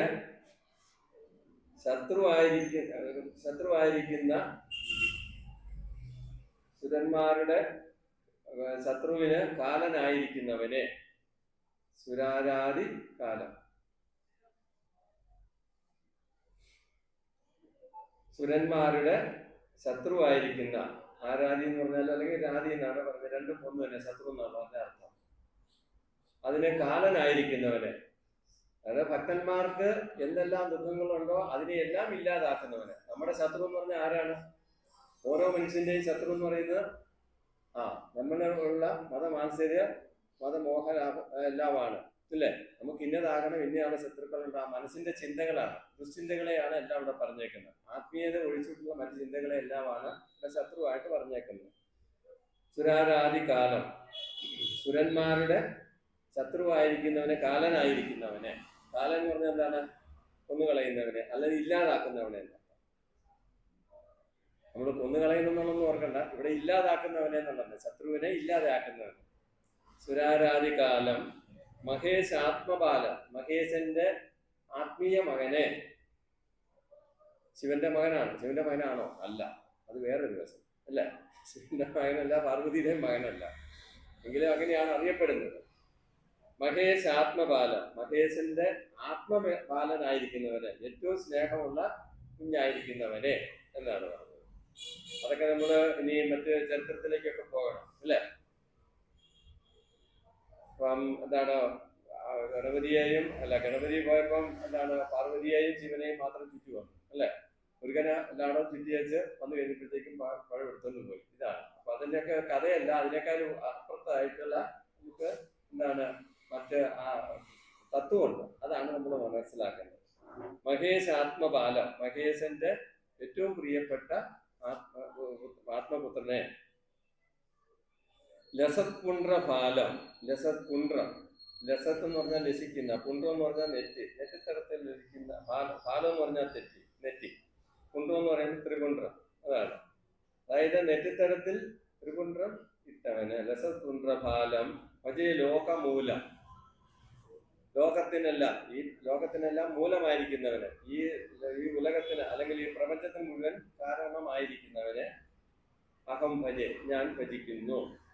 ഗളത്താനമാലം ചലഭോഗിമാലം, ദാനമാല കഴുതിൽ അണിഞ്ഞവനെ. ദാനമാല എന്ന് പറയുമ്പോൾ എന്ത് ചോദിച്ചാലും നൽകും. ഭഗവാനെ സംബന്ധിച്ചിടത്തോളം ഏത് ഭഗവാനെ സംബന്ധിച്ചിടത്താണെങ്കിലും ബുദ്ധനെ സംബന്ധിച്ചാലും എന്ത് ചോദിച്ചാലും നൽകും അല്ലേ. നല്ല മനസ്സോടു കൂടി ആരെന്ത് പ്രാർത്ഥിക്കുമ്പോ എന്ത് ചോദിക്കുന്നോ അത് മുഴുവല്ല. സംശയമുണ്ടോ? ഇല്ല. ആർക്കെങ്കിലും സംശയമുണ്ടോ? കുറച്ചു പേർക്ക് സംശയമുണ്ട്, ഉണ്ടായിരിക്കും. ഏതായാലും ഗളത്താനമാലം ചലഭോഗിമാലം, അതായത് ചലിച്ചുകൊണ്ടിരിക്കുന്ന പാമ്പിനെ മാലയായിട്ട് അണിഞ്ഞവനെ. കലാംബോധ കാലം, കളത്തിൽ എന്താണ് കറുത്ത കാർമേഘം പോലെ കറുത്ത കഴുത്തോട് കൂടിയവനെ. സദാ ദാനശീലം, എല്ലായ്പ്പോഴും ദാനശീലനായിരിക്കുന്നവനെ, എന്ത് ചോദിച്ചാലും കൊടുക്കുന്നവനെ. സുരാരാദി കാലം, സുരന്മാരുടെ ശത്രുവായിരിക്കുന്നവനെ, കാലനായിരിക്കുന്നവനെ, ശത്രുക്കളെ ഇല്ലാതാക്കുന്നവനെ, ഭക്തന്മാരുടെ ശത്രുക്കളെ ഇല്ലാതാക്കുന്നവനെ. മഹേഷ് ആത്മപാലം, മഹേശന്റെ ഏറ്റവും പ്രിയപ്പെട്ട ആത്മപുത്രനെ. ലസത് പുണ്ട്രപാലം, അതായത് ത്രിപുണ്ട്രം എന്താണ് നെറ്റിയിൽ അണിഞ്ഞ് ലസിക്കുന്നവനെ, പരിലസിക്കുന്നവനെ, ശോഭിക്കുന്നവനെ. ലോകമൂലം, ലോകത്തിന്റെ ഈ പ്രപഞ്ചത്തിന്റെ എല്ലാം മൂലമായിരിക്കുന്നവനെ, കാരണമായിരിക്കുന്നവനെ. അഹം ഭജെ, ഞാൻ ഭജിക്കുന്നു. പുരസ്താരഹാരം ശരചന്ദ്രഹീരം സുരശ്രീ വിചാരം കൃതാർത്ഥാരിഭാരം കടേ ദാനപൂരം ജഡഭോഗിപൂരം കലാബിന്ദു താരം ഭജേ ശൈവ വീരം. പുരസ്താരഹാരം, പുരസില നക്ഷത്രമാല അണിഞ്ഞവനെ. താരഹാരം എന്ന് പറയുമ്പോൾ എന്താ? താരം നക്ഷത്രം, ഹാരം എന്ന് പറഞ്ഞ മാല, അറിയാമോ? പുരസിൽ നക്ഷത്രമാല അണിഞ്ഞവനെ. ശരചന്ദ്രഹീരം, ശരചന്ദ്രനെ മാലയായിട്ട് അണിഞ്ഞവനെ. ഹീരം എന്ന് പറഞ്ഞാലും മാല എന്നതാണ്. സുരശ്രീ വിചാരം, ശ്രീവിചാരം, സുരന്മാരുടെയും സുരന്മാർക്ക് എന്താണ്? ദേവിയുടെയും വിചാരം ഉള്ളവനെ. സുരന്മാർക്ക് ദേവിയുടെ വിചാരം ഉള്ളവനെ, ഐശ്വര്യ വിചാരം ഉള്ളവനെ എന്നുള്ള അർത്ഥം. ശ്രീ എന്നുള്ള ഐശ്വര്യം ഒന്നും എടുക്കാം. ഐശ്വര്യത്തിന്റെ മാത്രം വിചാരമുള്ള സുരന്മാരെ, ഭക്തന്മാരെ. കൃതാർത്ഥാരി ഭാരം, കൃത ആർത്ത അരി ഭാരം, നാല് പദങ്ങളാണ്. കൃത എന്ന് പറഞ്ഞാൽ ബാക്കി വന്നത്, മിച്ചം വന്നത്. ആർത്തന്മാരെന്ന് പറഞ്ഞാൽ എന്താണ്? ദുഃഖമുള്ളത്. അതിനെല്ലാം അരിയായിരിക്കുന്ന, അങ്ങനെ ഭാരമുള്ള ദുഃഖങ്ങളുടെ അരിയായിരിക്കുന്നവനെ, ശത്രുവായിരിക്കുന്നവനെ എന്നാണ്. ഇപ്പൊ ഇവിടെ കൃത എന്ന് പറഞ്ഞാൽ, കൃതം എന്ന് പറഞ്ഞാൽ ബാക്കിയുള്ളതെന്നുള്ളതാണ്. ബാക്കിയുള്ളതെന്നാണ് വേറെ അർത്ഥമുണ്ട്, പക്ഷെ ബാക്കിയുള്ളതെന്നുള്ളതാണ് ഇവിടെ വരുന്നത്. ബാക്കി വരുന്നത് എങ്ങനെയാണ്? നമ്മളിപ്പോ മുൻജന്മ സംസ്കാരത്തോടുകൂടി പല ജന്മങ്ങൾ എടുത്തിട്ടാണ് ഇവിടെ വന്നേക്കുന്നത്. അപ്പൊ അതില് കുറെയെല്ലാം നമ്മൾ അനുഭവിച്ചു കഴിഞ്ഞു. ഈ ബാക്കിയുള്ളതിനെയാണ് ഇവിടെ പറഞ്ഞേക്കുന്നത്. അതാണ് കൃത എന്ന് പറഞ്ഞേക്കുന്നത്. ആർത്തന്മാരുടെ ബാക്കിയുള്ള ഭാരത്തെ ഇല്ലാതാക്കുന്നവനെ. കൃതാർത്ഥാരി ഭാരം. കടേ ദാനപൂരം. കടം എന്ന് പറഞ്ഞാല് കവിളം എന്നാണ് അർത്ഥം. കവിള നെറ്റിത്തരം ഇവിടെ വരും. കവിളിന്റെ മുകൾ ഭാഗം കൊണ്ട് കടം എന്ന് പറയുമ്പോൾ ഈ ഭാഗം അങ്ങനെ വരും. അതെന്താണ്? അത് കവിളിക്കൂടി ഒഴിയാണ് വരുന്നത്. അതുകൊണ്ടാണ് കടം എന്ന് പറഞ്ഞാൽ കവിളം എന്നാണ് സംസ്കൃതത്തിന്റെ അർത്ഥം. അപ്പൊ കടേ ദാനപൂരം, അതായത് കവിളിൽ കൂടി ഒഴുകുന്നത് എന്താണ്? ആനയ്ക്കാണ് മതജലം ഒഴുകുന്നത്, അല്ലെ? മതജലം ഇങ്ങനെ ഒഴുകി വരുന്നത്. ഇവിടെ സംബന്ധിച്ചിടത്തോളം എന്താ? ഭഗവാനിൽ നിന്ന്, ഗണപതിയിൽ നിന്ന് എന്താണ്? ദാനപൂരമാണ് ഒഴുകുന്നത്. എല്ലാവർക്കും കൊടുക്കാനുള്ള അതാണ് അവിടെ വരുന്നത്. കടേ ദാനപൂരം. ജഡാഭോഗി പൂരം. ജഡ ആഭോഗി പൂരം. ജഡയിൽ എന്താണ്? പാമ്പിന്റെ മാലകളാണ് പൂരമായിട്ട് ഇഷ്ടം പോലെ ഉണ്ട്, ധാരാളം ഉണ്ട്, നിന്നിട്ടൊന്നുമല്ല. അങ്ങനെ ജഡയിൽ പാമ്പുകളെ അണിഞ്ഞവന് ജഡാഭോഗി പൂരം. കലാബിന്ദു താരം. കലാബിന്ദു എന്നൊക്കെ പറയുന്നത് പ്രപഞ്ച സൃഷ്ടിക്ക് വരുമ്പോൾ ആദ്യം ഉണ്ടാകുന്ന സ്വരങ്ങളെയാണ് അവിടെ സൂചിപ്പിക്കുന്നത്. കലയെന്നും ബിന്ദു എന്നും ഒക്കെയാണ് ഇത് പറയപ്പെടുന്നത്. കലാബിന്ദു താരം. കലാബിന്ദു താരം. അങ്ങനെ ആ സ്വരങ്ങളെല്ലാം ഉൾക്കൊള്ളുന്നവനെ. ഇനി അടുത്ത, നേരത്തെ തന്നെ പറഞ്ഞു ലോകത്തിനെല്ലാം മൂലമായിരിക്കുന്നവരെന്ന് പറഞ്ഞു. ഇനി അടുത്ത പദ്യങ്ങളിലും വേറെ ഒരു പ്രയോഗം കൂടെ വരുന്നുണ്ട്. ഭജേ ശൈവവീരം. ഭജേ ശൈവവീരം. ശൈവം എന്ന് പറഞ്ഞാൽ ശിവന്റെ എന്നുള്ളതാണ്, അല്ലെങ്കിൽ ശിവന്റെ എന്നല്ലെങ്കിൽ ദേവത്തിന്റെ പൂർണ്ണമായിരിക്കുന്ന, ദൈവത്തിന്റെ പൂർണ്ണമായിരിക്കുന്ന അവസ്ഥയിലുള്ളതാണ്. വീരനായ പുത്രനെ ശൈവവീരം അഹം ഭജേ. ഇതാണ്. അപ്പം എന്താണ്? ഉരസിൽ താരഹാരം അണിഞ്ഞവനെ ശരചന്ദ്ര ഹീരം. ശരചന്ദ്രനെ മാലയായിട്ട് അണിഞ്ഞവനെ സുരശ്രീ വിചാരം. സുരന്മാരുടെ സ്ത്രീക്കെല്ലാം വിചാരങ്ങളുടെ ഐശ്വര്യമായ വിചാരങ്ങൾക്ക് പാത്രമായിരിക്കുന്നവന് കൃതാർത്ഥാരി ഭാരം. കൃത അർത്ഥ അരിഭാരം. നമ്മുടെ പാപങ്ങളെയെല്ലാം അനുഭവിച്ചതിന് ശേഷമുള്ളതിനെ ഇല്ലാതാക്കുന്നവന്, ആ ഭാരത്തിനെ ഇല്ലാതാക്കുന്ന, അരി എന്നുള്ള ശത്രു എന്നർത്ഥം. ശത്രു എന്ന് പറഞ്ഞാൽ ഇവിടെ ഇല്ലാതാക്കുന്നതിനുള്ള അർത്ഥം. ഭാരമുള്ള മറ്റ് നമ്മുടെ ഉള്ളിലിരിക്കുന്ന സംസ്കാരങ്ങളുടെ ശേഷിച്ചിരിക്കുന്ന ബാക്കിയുള്ളതിനെയാണ് കൃതാർത്ഥാരി ഭാരം എന്ന് പറയുന്നത്. കൃതാർത്ഥാരി ഭാരം, അതിനെ ഇല്ലാതാക്കുന്നവനെ. കടേ ദാനപൂരം, അതായത് കവിളിൽ അല്ലെങ്കിൽ തലയിൽ നിന്നും ഒഴുകുന്ന മതജലം ഒഴുകുന്നതിന് പകരം എന്താണ്? ദാനപൂരമാണ് ഒഴുകുന്നത്. അങ്ങനെ ഒഴുകുന്നവനെ ജഡാഭോഗി പൂരം. ജഡയില് പാമ്പുകളുടെ പൂരത്തെ, പാമ്പുകളുടെ ധാരാളം പാമ്പുകളെ ധരിച്ചവന് കലാബിന്ദു താരം. കലായുടെയും ബിന്ദുവിനെയും താരത്തിനെയും ഒക്കെ പോലെ, അതായത് പ്രപഞ്ച സൃഷ്ടിയിൽ ഉണ്ടാകും ആദ്യമേ ഉണ്ടാകുന്ന ചെറിയ ചെറിയ സ്വരങ്ങളാണ് ഉണ്ടാകുന്നത്. അപ്പൊ അങ്ങനെ ആ സ്വരത്തിന് കാരണമായിരിക്കുന്നവന് ഭജേ ശൈവവീരം അഹം ഭജേ. ശൈവം ശിവത്തിന്റെ വീരനായ പുത്രനെയാകും ഞാൻ, ശിവന്റെ വീരനായ പുത്രനെ ഞാൻ ധ്യാനിക്കുന്നു. എന്തെങ്കിലും സംശയം ഉണ്ടെങ്കിൽ ചോദിച്ചു കൊണ്ടു. എന്തെങ്കിലും പാട്ടില്ല എന്തെങ്കിലും ഉണ്ടെങ്കിൽ.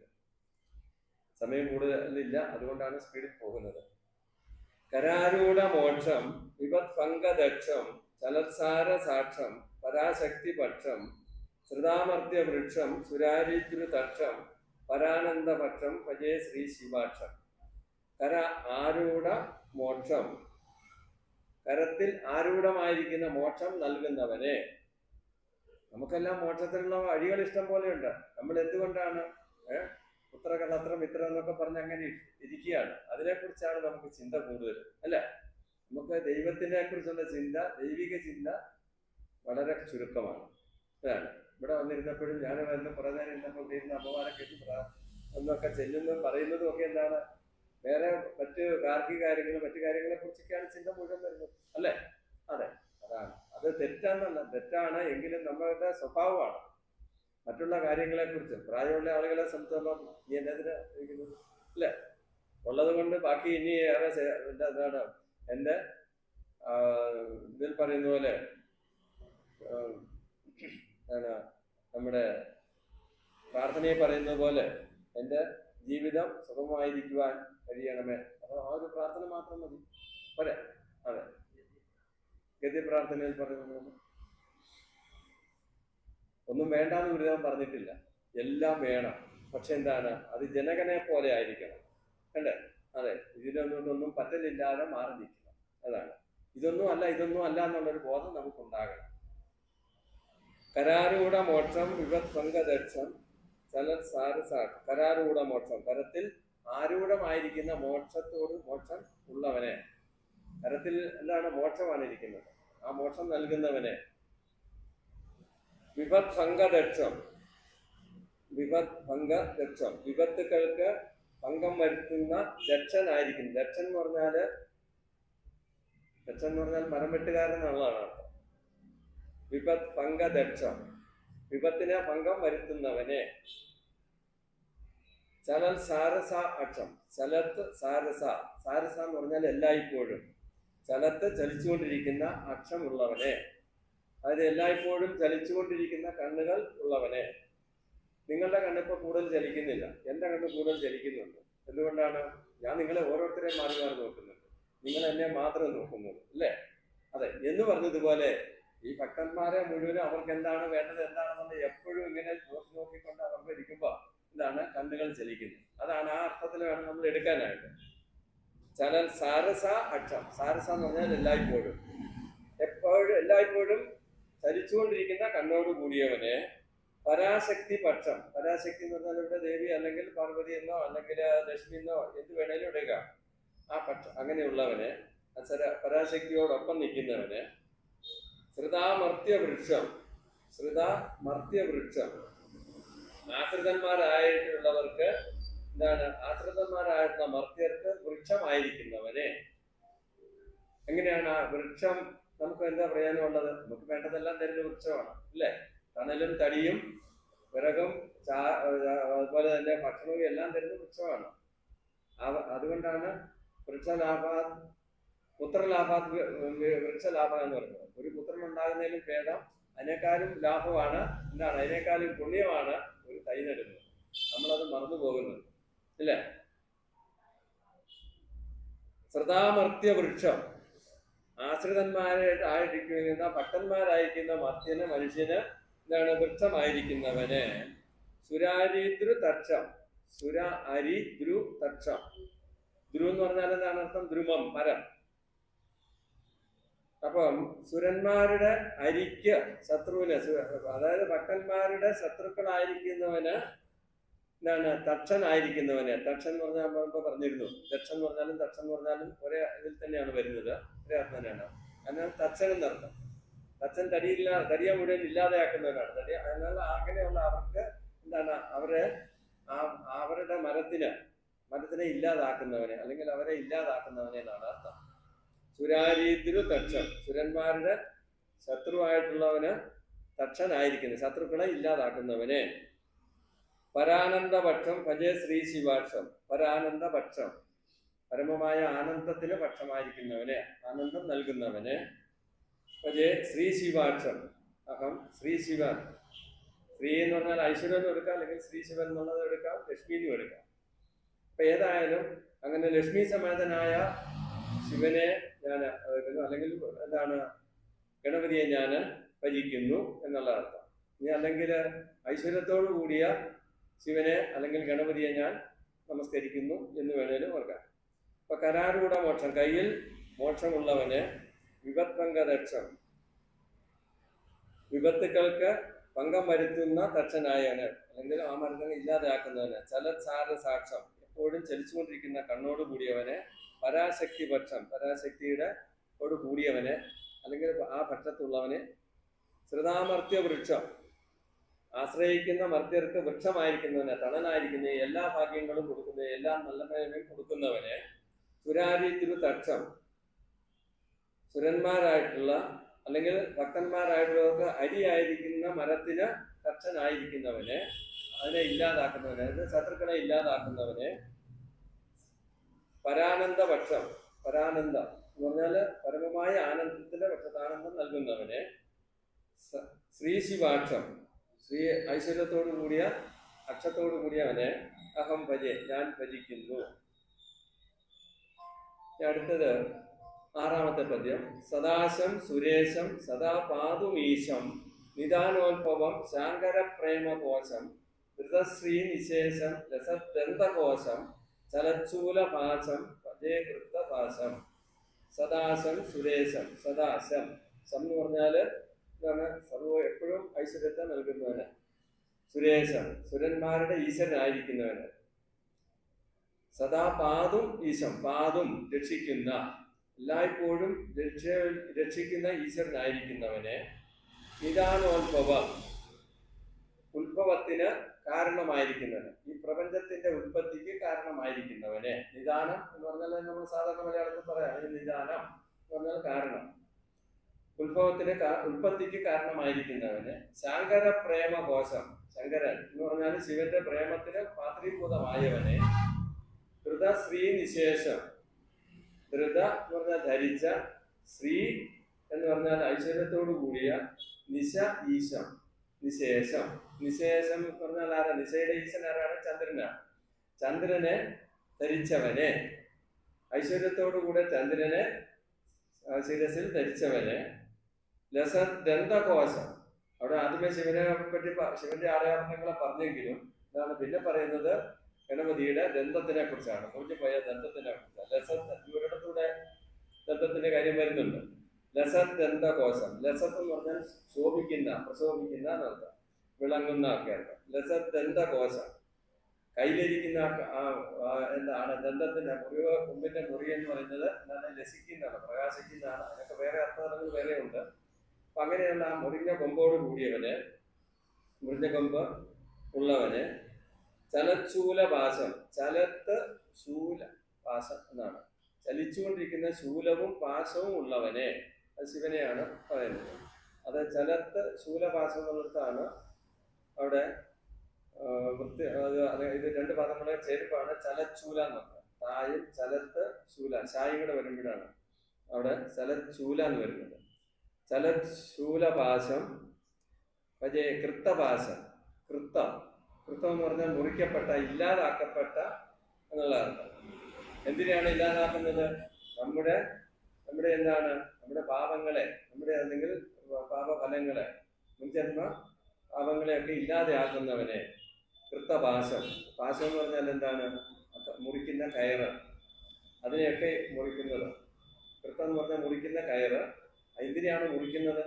നമ്മുടെ മുൻജന്മത്തിലുള്ള പാപങ്ങളെ, ഈ ജന്മത്തും അനുഭവിച്ചുകൊണ്ടിരിക്കുന്ന പാപങ്ങളെ മുറിക്കുന്നവനെ. അഹം ഭജെ, ഞാൻ ഭജിക്കുന്നു. അപ്പോ സദാസം, സദാ എല്ലായ്പ്പോഴും മംഗളം നൽകുന്നവനെ. സുരേശൻ സുരന്മാരുടെ എല്ലാം ഈശ്വരനായിരിക്കുന്നവനെ. സദാ പാതും ഈശ്വരൻ, എല്ലായ്പ്പോഴും ഞങ്ങളെ രക്ഷിക്കുന്നവനെ. നിദാനോത്ഭവ ഉത്ഭവത്തിന്റെ ഈ പ്രപഞ്ചത്തിന്റെ ഉൽപ്പത്തിക്കെല്ലാം കാരണമായിരിക്കുന്നവനെ. ശങ്കര പ്രേമകോശം, ശിവന്റെ പ്രേമത്തിന് പാത്രീഭൂതമായവനെ. ധൃതശ്രീ നിശേഷം, ചന്ദ്രനെ ഐശ്വര്യമുള്ള ചന്ദ്രനെ ധരിക്കുന്നവനെ. ലസത് ദന്തകോശം, ദന്തകോശം എന്ന് പറഞ്ഞാല് കൊമ്പ് വിളങ്ങുന്നതായ മുറി കൊമ്പുള്ളവനെ. ചലശൂലപാശം, ചലിക്കുന്ന ശൂലപാശം എന്നിവയോട് കൂടിയവനെ. കൃത്തപാശം, ഞങ്ങളുടെ പാപത്തിനെ ഇല്ലാതാക്കുന്നവനെ, മുറിക്കുന്നവനെ. അഹം ഭജെ, ഞാൻ ഭജിക്കുന്നു.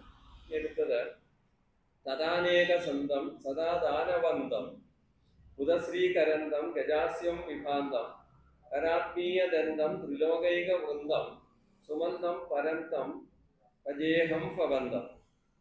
തദാനേക സന്തം, തഥാ അനേക സന്തം എന്നാണ്, 4 പദമാണ് വരുന്നത്. തഥാ, തഥോന്ന് പറഞ്ഞാൽ എല്ലായിടത്തും നിറഞ്ഞിരിക്കുന്നതാണ്.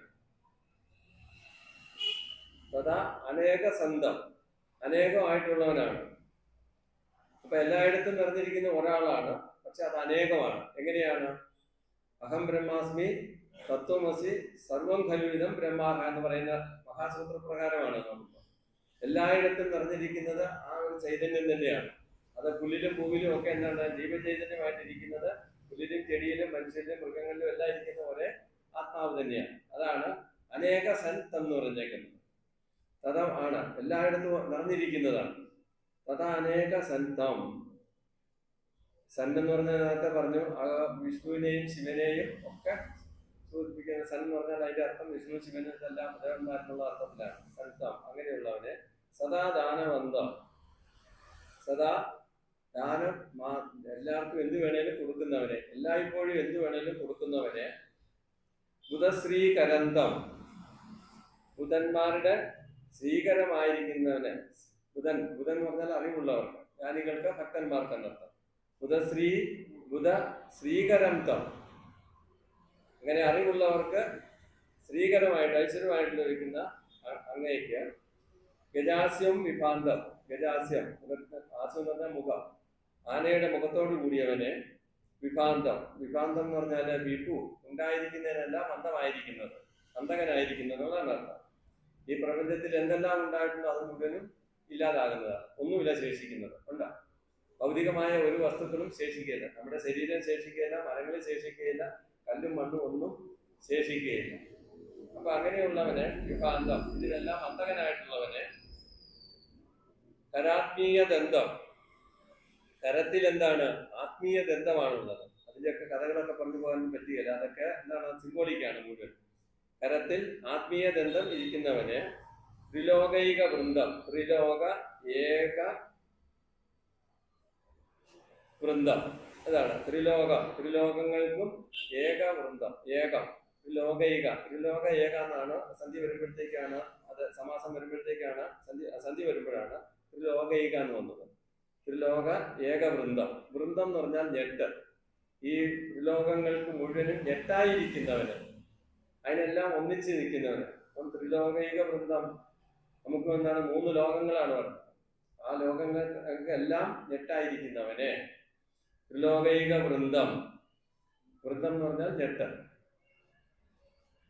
സുമന്തം പരന്തം അജേഹം ബന്ധം. സുമന്തം, മന്ദം നടക്കുന്നവനാണ്. മന്ദമാണ് എല്ലാ കാര്യങ്ങളും ചെയ്യുന്നത്. മന്ദം, സുമന്തം, ഇതാണ് സുമന്തം എന്ന് പറഞ്ഞേക്കുന്നത്. പരന്തം, പരമമായ അങ്ങേയ്ക്ക്. അഹം ഭവന്തം, ഭവന്തം അഹം വജേ, അങ്ങനെയുള്ള ഭവിച്ചുള്ള ആകുന്നവനെ, അല്ലെങ്കിൽ എന്താണ്, അങ്ങനെയുള്ളവനെ അഹം ഭജേ, ഞാൻ ഭജിക്കുന്നു, ഞാൻ പ്രാർത്ഥിക്കുന്നു, ഞാൻ ഉപാസിക്കുന്നു. തഥാനേക സന്തം. തഥം എന്ന് പറഞ്ഞാൽ അനേകം, അല്ല നിറഞ്ഞിരിക്കും, എല്ലായ്പ്പോഴും എന്നുള്ളതാണ് തഥം, അനേകം. തഥമാണ് നിറഞ്ഞിരിക്കുന്നവനാണ്, എല്ലായ്പ്പോഴും നിറഞ്ഞിരിക്കുന്നവനാണെങ്കിലും എന്താണ്, അനേകമായിട്ടുള്ളവനെ, ഈ ലോകങ്ങൾക്കെല്ലാം, ഈ ലോകത്തിലെ പ്രപഞ്ചത്തിനെല്ലാം, എല്ലാത്തിൻ്റെയും ഉള്ളിൽ ജീവനായിരിക്കുന്നവനെ. സദാദാനബന്ധം, എല്ലായ്പ്പോഴും ദാനം ചെയ്യാൻ തൃപ്തനായിരിക്കുന്നവന്. ബുധശ്രീകരന്തം, ബുധന്മാർക്ക്, അതായത് ജ്ഞാനികൾക്ക് അല്ലെങ്കിൽ ഭക്തന്മാർക്ക് ശ്രീകരമായിരിക്കുന്നവന്. ഗജാസ്യം വിഭാന്തം, ഗജാസ്യം ആനയുടെ മുഖത്തോടു കൂടിയവന്. ഈ പ്രപഞ്ചത്തിന്റെ എല്ലാം അന്തത്തിന് കാരണമായവന്. കരാത്മീയ ദന്തം, ആത്മീയ ദന്തം കയ്യിലുള്ളവന്.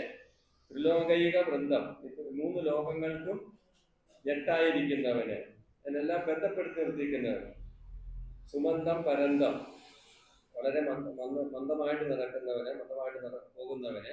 പരന്തം, അങ്ങനെ പരമമായവന്.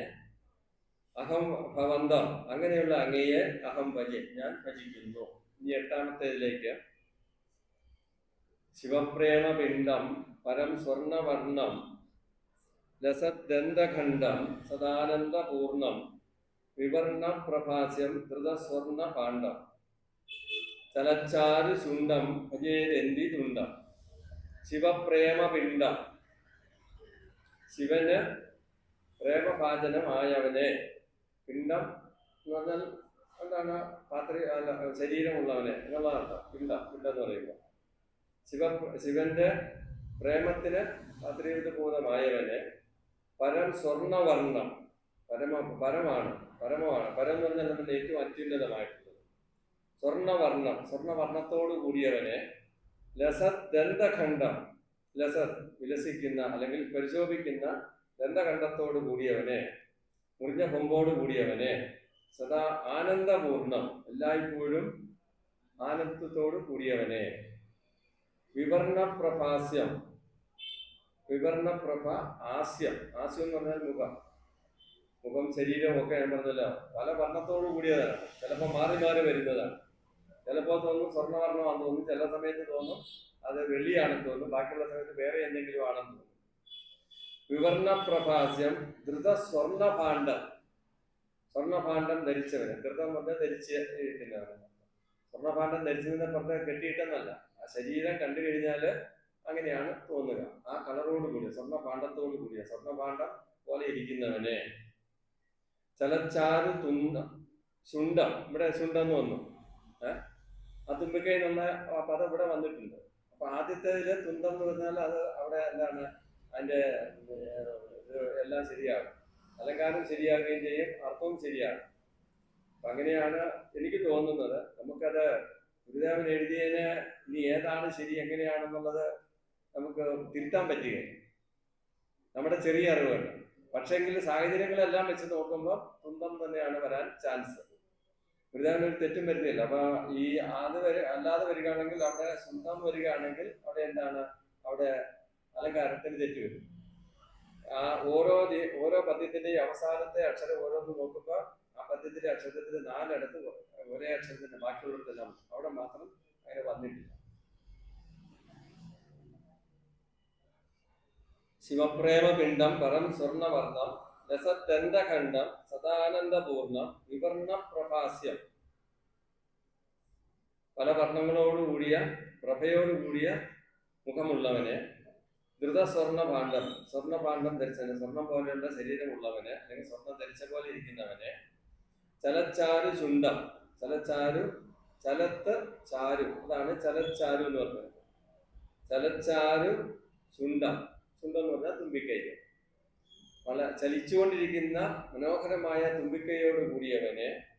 ദന്തിതുണ്ടം എന്ന് പറഞ്ഞാൽ എന്താണ്, ആ മുറിഞ്ഞ കൊമ്പ് ഉള്ളവനെ. ദന്തി എന്ന് പറഞ്ഞാൽ ദന്തം എന്ന് പറഞ്ഞാൽ കൊമ്പ്, ദന്തി എന്ന് പറയുമ്പോഴത്തെ കൊമ്പുള്ളവനെ. അങ്ങനെ ആ തുണ്ടം ആയ, അതായത് എന്താണ്, മുറിഞ്ഞ കൊമ്പുള്ളവനെ. അഹം ഭജേ, ഞാൻ ഭജിക്കുന്നു. നമ്മൾ സകലം നേരത്തെ ആയി പോകുന്നത് അല്ലേ, സ്പീഡ് കൂടിപ്പോയി. സകലം കൂടെ 9 മിനിറ്റും കൂടി ഉണ്ട്.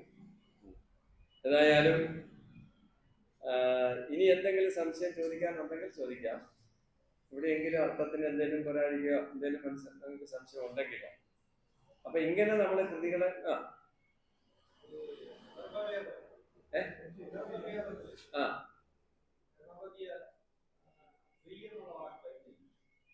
ശ്രീയോ അല്ല, അഥർവ വേദത്തിൽ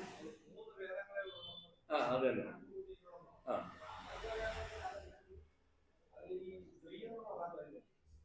അല്ല, സ്ത്രീ എന്നുള്ള വാക്ക് വന്നില്ലെങ്കിലും ഞാൻ പറഞ്ഞത് എന്താണെന്ന് ചോദിച്ചാല്, ഈ നമ്മള് ആത്മീയമായ ചർച്ച അതിനകത്ത് വരുന്നില്ല. അതിനകത്ത് മുഴുവനും ഈ ആയുർവേദം അതിനകത്ത് വരുന്നതാണ്. ബാക്കിയുള്ള പൂജകളെ കുറിച്ചുള്ള ചർച്ചകളും മറ്റുമൊക്കെയാണ് വരുന്നത്.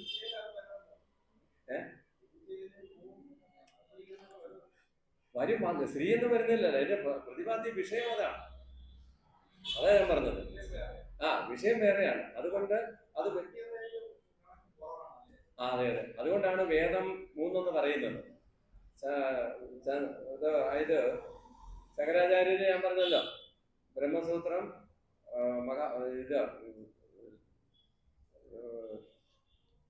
3 ഭാഷ്യങ്ങളിൽ 3 ഇതുള്ള പ്രസ്ഥാനത്രയം എന്ന് പറയുന്നത് ഭഗവത്ഗീത, ബ്രഹ്മസൂത്രം തുടങ്ങിയവയാണ്.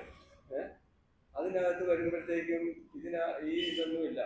ഉപദേശത്തെ ഭഗവത്ഗീത, ബ്രഹ്മസൂത്രമാണ് 3 പുസ്തകങ്ങൾ പറയുന്നത്, 3 പ്രസ്ഥാനത്രയം എന്ന് പറയുന്നത്. അതിന്റെ വ്യാഖ്യാനത്തിൽ വരുമ്പോഴത്തേക്ക് ഒരിടത്തും ഇത് 4ാമത്തെ വേദത്തിനെ, അഥർവവേദത്തിനെ ത്രയിന്ന് മാത്രമേ പറയുന്നുള്ളൂ. അത് അഥർവവേദത്തെ കുറിച്ച് അവിടെ പ്രതിപാദിക്കുന്നുമില്ല, അതിന് വ്യാഖ്യാനം എഴുതിയിട്ടുമില്ല. അതുകൊണ്ടാണ് ഇവിടെ ത്രയി എന്ന് പറയുമ്പോൾ ഗുരുദേവൻ അത് തന്നെ ആവർത്തിച്ചു വരുന്നത്. അതിവിടെ ത്രയീഭൂതമാകുന്ന കുറ്റം പറഞ്ഞപ്പോൾ അതാണ്. അത് വേദമായിട്ട് നമ്മൾ 4 വേദം എന്നാണ് എപ്പോഴും പറയുന്നത്. പക്ഷെ യഥാർത്ഥത്തിൽ അതിന്റെ പ്രതിപാദ്യ വിഷയം വ്യത്യസ്തമായതുകൊണ്ട് 4ാമത്തെ അഥർവവേദത്തെ ഇവിടെ ഉൾപ്പെടുത്തിയിട്ടില്ല, വേദത്തിൽ ഉൾപ്പെടുത്തിയിട്ടില്ല. അതിന്റെ പ്രതിപാദ്യ വിഷയം വേറെ ആയതുകൊണ്ട് ആയുർവേദവും പിന്നെ പൂജാഗതികളും മറ്റ് കൂടോത്രവും എല്ലാം അതിനകത്താണ് വരുന്നത്. അതാണ് അവിടെ ആത്മാവിനെ കുറിച്ച് ചർച്ച ചെയ്യുന്നില്ല. ബാക്കിയുള്ളിടത്തെല്ലാം എന്താണ്, ആത്മാവാണ് വലുത്, ആത്മാവ് എന്താണ് എങ്ങനെയാണെന്നുള്ളതിനെ കുറിച്ച് പറഞ്ഞു പോവുകയാണ്.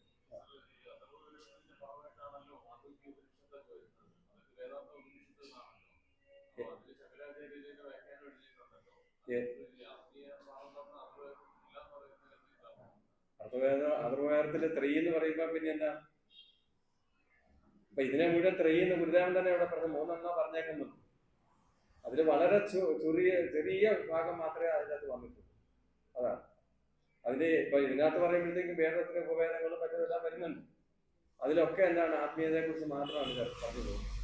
ഇതിനകത്ത് വരുമ്പോൾ അഥർവത്തിൽ വരുമ്പോൾ അതിൽ എവിടെയെങ്കിലും ചെറിയൊരു ഭാഗം ഉണ്ടെങ്കിൽ അതിനെക്കുറിച്ച് നമ്മൾ നോക്കിയിട്ട് കാര്യമില്ല, അതിനെ വായിച്ചിട്ടില്ല. അത് നമ്മളിപ്പോൾ എൻ്റെ അഭിപ്രായമല്ല, ഗുരുദേവനോട് പറഞ്ഞേക്കുന്നു.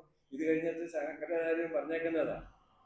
അവിടെ വേദത്തിന്റെ വ്യാഖ്യാനങ്ങളിൽ ഒരിടത്തും എന്താണ് ഇത് വന്നിട്ടില്ല. ത്രീന്ന് മാത്രം പറയാൻ കാരണം അതാണ്. അതിൽ എവിടെയെങ്കിലും 1-2 പദങ്ങളിലേക്ക് കാണുമായിരിക്കും. അല്ല, നമ്മൾ നോക്കുമ്പോൾ പൂർണ്ണമായിട്ട് പറയുമ്പോൾ അതിന് ഉൾപ്പെടുത്തിയിട്ടില്ല, അതിന് വ്യാഖ്യാനമില്ല, ശങ്കരാചാര്യം എഴുതിയിട്ടില്ല. അഥവാ എഴുതിയിട്ടുണ്ടെങ്കിൽ പോലും നമ്മളത് പഠിക്കുന്ന അവസരത്തിലൊക്കെ ബാക്കിയുള്ളതൊന്നും പഠിപ്പിക്കുന്നില്ല. ഈ ആധ്യാത്മികമായ രീതിയിൽ അതിനെ ഉൾപ്പെടുത്തിയിട്ടില്ല. ബാക്കിയിപ്പം ഇന്നിപ്പോ ആണെങ്കിൽ ആയുർവേദവും മറ്റു കാര്യങ്ങളും എല്ലാം ഇഷ്ടം പോലെ പഠിപ്പിക്കുന്നുണ്ടല്ലോ. അതാ ഇല്ലെന്നല്ല പറയുന്നത്, പക്ഷെ അതിനെ ഈ ഗണത്തിൽ പെടുത്തിയിട്ടില്ല. അതുകൊണ്ടാണ് ഇവിടെ ത്രീ എന്ന് പറഞ്ഞത്. അതേ പറഞ്ഞിട്ടുണ്ട്. അത് വ്യാഖ്യാനത്തിൽ ശങ്കരാചാര്യം പറഞ്ഞേക്കുന്നത് തന്നെ ഗുരുദേവൻ ഇവിടെ തന്നെ പറഞ്ഞേക്കുന്നത്. അതിന് കാരണം ഇതാണ്, ഇത്രയേ ഉള്ളൂ, ഇല്ല എന്നല്ല പറയുന്നത്. പിന്നെ ഇനി എന്തെങ്കിലും ചോദിക്കാനുണ്ട്?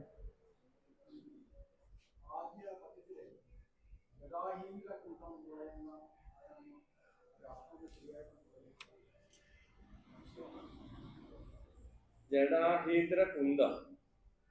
ജഡ, അഹി, ഇന്ദ്ര, കുന്തം. കുന്തം എന്ന് പറഞ്ഞാൽ മാല എന്നർത്ഥം. അഹി എന്ന് പറഞ്ഞാൽ പാമ്പ്. ഇന്ദ്രൻ എന്ന് പറഞ്ഞാൽ പാമ്പിന്റെ രാജാവ്. ജഡ എന്ന് പറഞ്ഞാൽ ജഡയിൽ അഹീന്ദ്രനെ അല്ലെങ്കിൽ പാമ്പിന്റെ രാജാവിനെ ധരിച്ചവനെ എന്നുള്ളതാണ് അർത്ഥം. മാല പോലെ ധരിച്ചവൻ എന്നാണ്.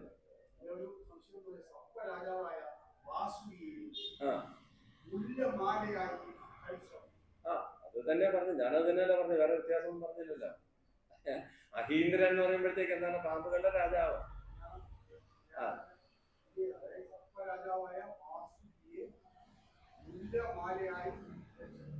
അല്ല, മുല്ലമാല എന്ന് പറയുമ്പോൾ ജഡാഹീന്ദ്ര, ജഡയിലില്ല. ഏതായാലും തർക്കമൊന്നും വേണ്ട. അത് നിങ്ങൾ പറഞ്ഞത് ശരി തന്നെ, ഞാൻ പറഞ്ഞത് ശരി തന്നെ. ഞാൻ പറഞ്ഞത് പാമ്പിന്റെ രാജാവിനെ ധരിച്ചവനെന്നാണ് പറഞ്ഞത്. അപ്പൊ ജഡയിൽ ഒന്നല്ല, അതിൽ കൂടുതൽ പാമ്പുകളാണ്. ബാക്കി ശരീരത്തിലും എല്ലാം. അപ്പൊ അതിന് തെറ്റൊന്നുമില്ല. നിങ്ങൾ പറഞ്ഞത് ശരി തന്നെ, പറഞ്ഞത് പൂർണ്ണമായിട്ട് ശരി തന്നെ, ഞാൻ പറഞ്ഞത് പൂർണ്ണമായിട്ട് ശരി തന്നെ. തർക്കം പറഞ്ഞ കാര്യമില്ല. ഇനി എന്തെങ്കിലും ഉണ്ടെങ്കിൽ സമയം തീർന്നു. 8 മണി എന്നുള്ളത് ഞാൻ ശകല സ്പീഡിലെടുത്ത് പോയത്, വാക്കിന്റെ അർത്ഥം മാത്രം പറഞ്ഞു പോയതുകൊണ്ടാണ് ശകല നേരത്തെ ആയിരിക്കും.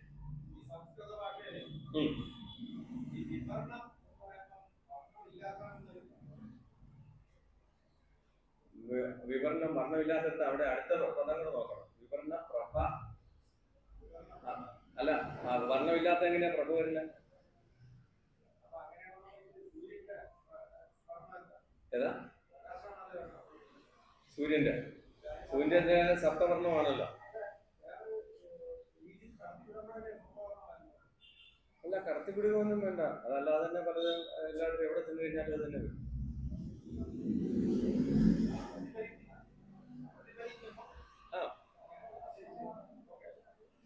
വിവരണം അത് ആ രീതിയിൽ എടുക്കാം. നിങ്ങൾ പറഞ്ഞ രീതിയിൽ എടുക്കാൻ കുഴപ്പമൊന്നുമില്ല, തർക്കമൊന്നും.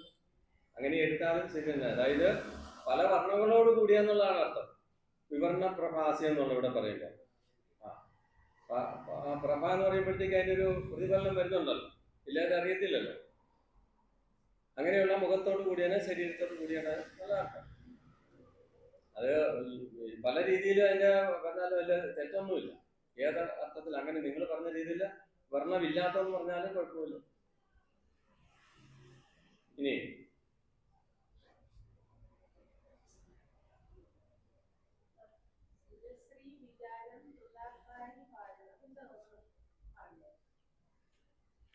എത്രാമത്തെ പദ്യമാണ്? സുരശ്രീ വിചാരം കൃതാർത്ഥാരി ഭാര. സുരശ്രീ വിചാരം, സുരന്മാരെന്ന് അർത്ഥം. ഇനി ശ്രീ എന്ന് പറഞ്ഞാൽ ഐശ്വര്യം എന്നും ആകാം, ലക്ഷ്മി എന്നും ആകാം. അപ്പൊ ഇവിടെ രണ്ടർത്ഥത്തിലും എടുക്കാം. സുരന്മാരുടെയും ലക്ഷ്യയുടെയും വിചാരത്തോടു കൂടിയവനെ എന്നുള്ളത് എടുക്കാം. അല്ലെങ്കിൽ എന്താണ് ഐശ്വര്യമുള്ള ഭക്തന്മാരുടെ കുറിച്ച് വിചാരിക്കുന്നവനെന്നും എടുക്കാം. സുരശ്രീ വിചാരം 3 പദം അതിനകത്തുള്ള സുര ശ്രീ വിചാരം. ശ്രീ എന്ന് പറഞ്ഞാൽ ഐശ്വര്യം കൂടെ വരുന്നുണ്ട്, ലക്ഷ്മിനും എടുക്കാം. അപ്പൊ ഐശ്വര്യം എന്ന് എടുക്കുകയാണെങ്കിൽ ഐശ്വര്യമുള്ള ഭക്തന്മാരെ കുറിച്ച് വിചാരിച്ചിരിക്കുന്നവനെ സുരശ്രീ വിചാരം.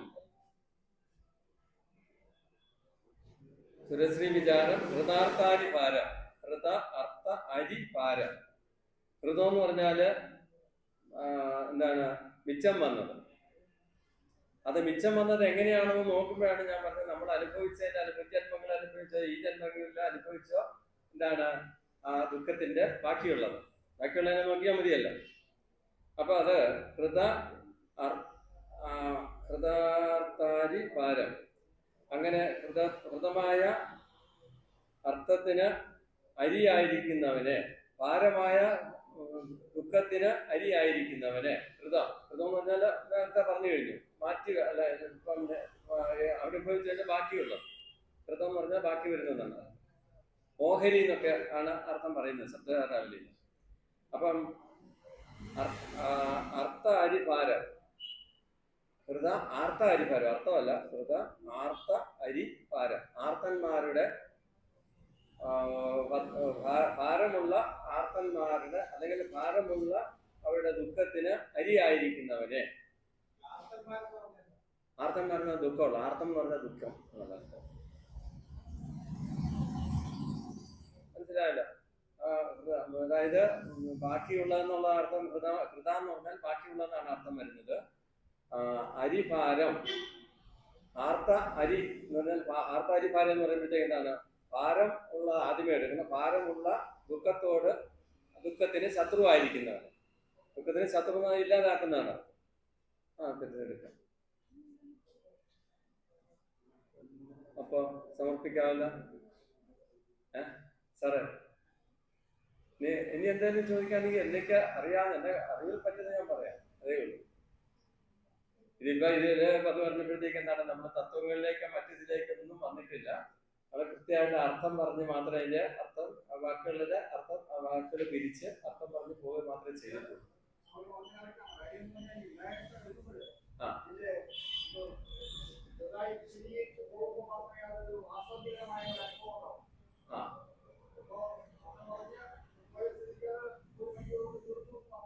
അതേ ഉള്ളൂ. അല്ല അതിലെ വേറൊരു കാര്യം,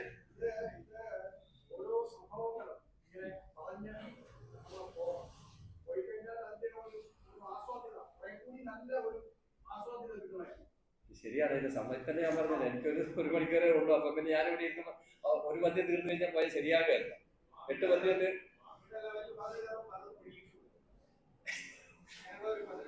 എങ്ങനെ? അല്ല, ഇത് ഫോളോ ചെയ്യാൻ ബുദ്ധിമുട്ടുണ്ടോ? ഞാൻ പറഞ്ഞ പദം പിരിച്ച് ഓരോന്നും പറഞ്ഞതിന്റെ അർത്ഥം പറഞ്ഞാലേ മനസ്സിലാകുള്ളൂ. നമ്മളിത് ഓരോന്നും ഇനി വായിക്കുന്ന അവസരത്തിൽ, അതുകൊണ്ടാണ് പറഞ്ഞത് ഏതെങ്കിലും പദത്തിന് വ്യത്യാസം അറിയത്തില്ല എന്നുണ്ടെങ്കിൽ അത് അന്നേരം സൈഡിൽ എഴുതിയിട്ടാ നമുക്ക് മനസ്സിലാവും. അല്ലാതെ ഇതിന്റെ അർത്ഥം മുഴുവൻ പറഞ്ഞു പോയാൽ ഒന്നും മനസ്സിലാക്കുക. അപ്പൊ അതിനൊരു കാര്യം ചെയ്താൽ മതി. ഇനി എപ്പോഴേലും ആവശ്യമുള്ളപ്പോൾ ആരും വിളിച്ചാലും ഞാൻ പറയാം. ഞാൻ ഇത്ര അടുത്തല്ലേ, ഞാൻ വണ്ടിക്ക് ഇവിടെ വന്നു കഴിഞ്ഞാൽ എവിടുന്ന് നിങ്ങളാരും സൈക്കിൾ വന്നിട്ട് ഞാൻ പോരാം. വേറെ ചെലവൊന്നും വേണ്ട, എനിക്ക് ദക്ഷിണം തരണ്ട.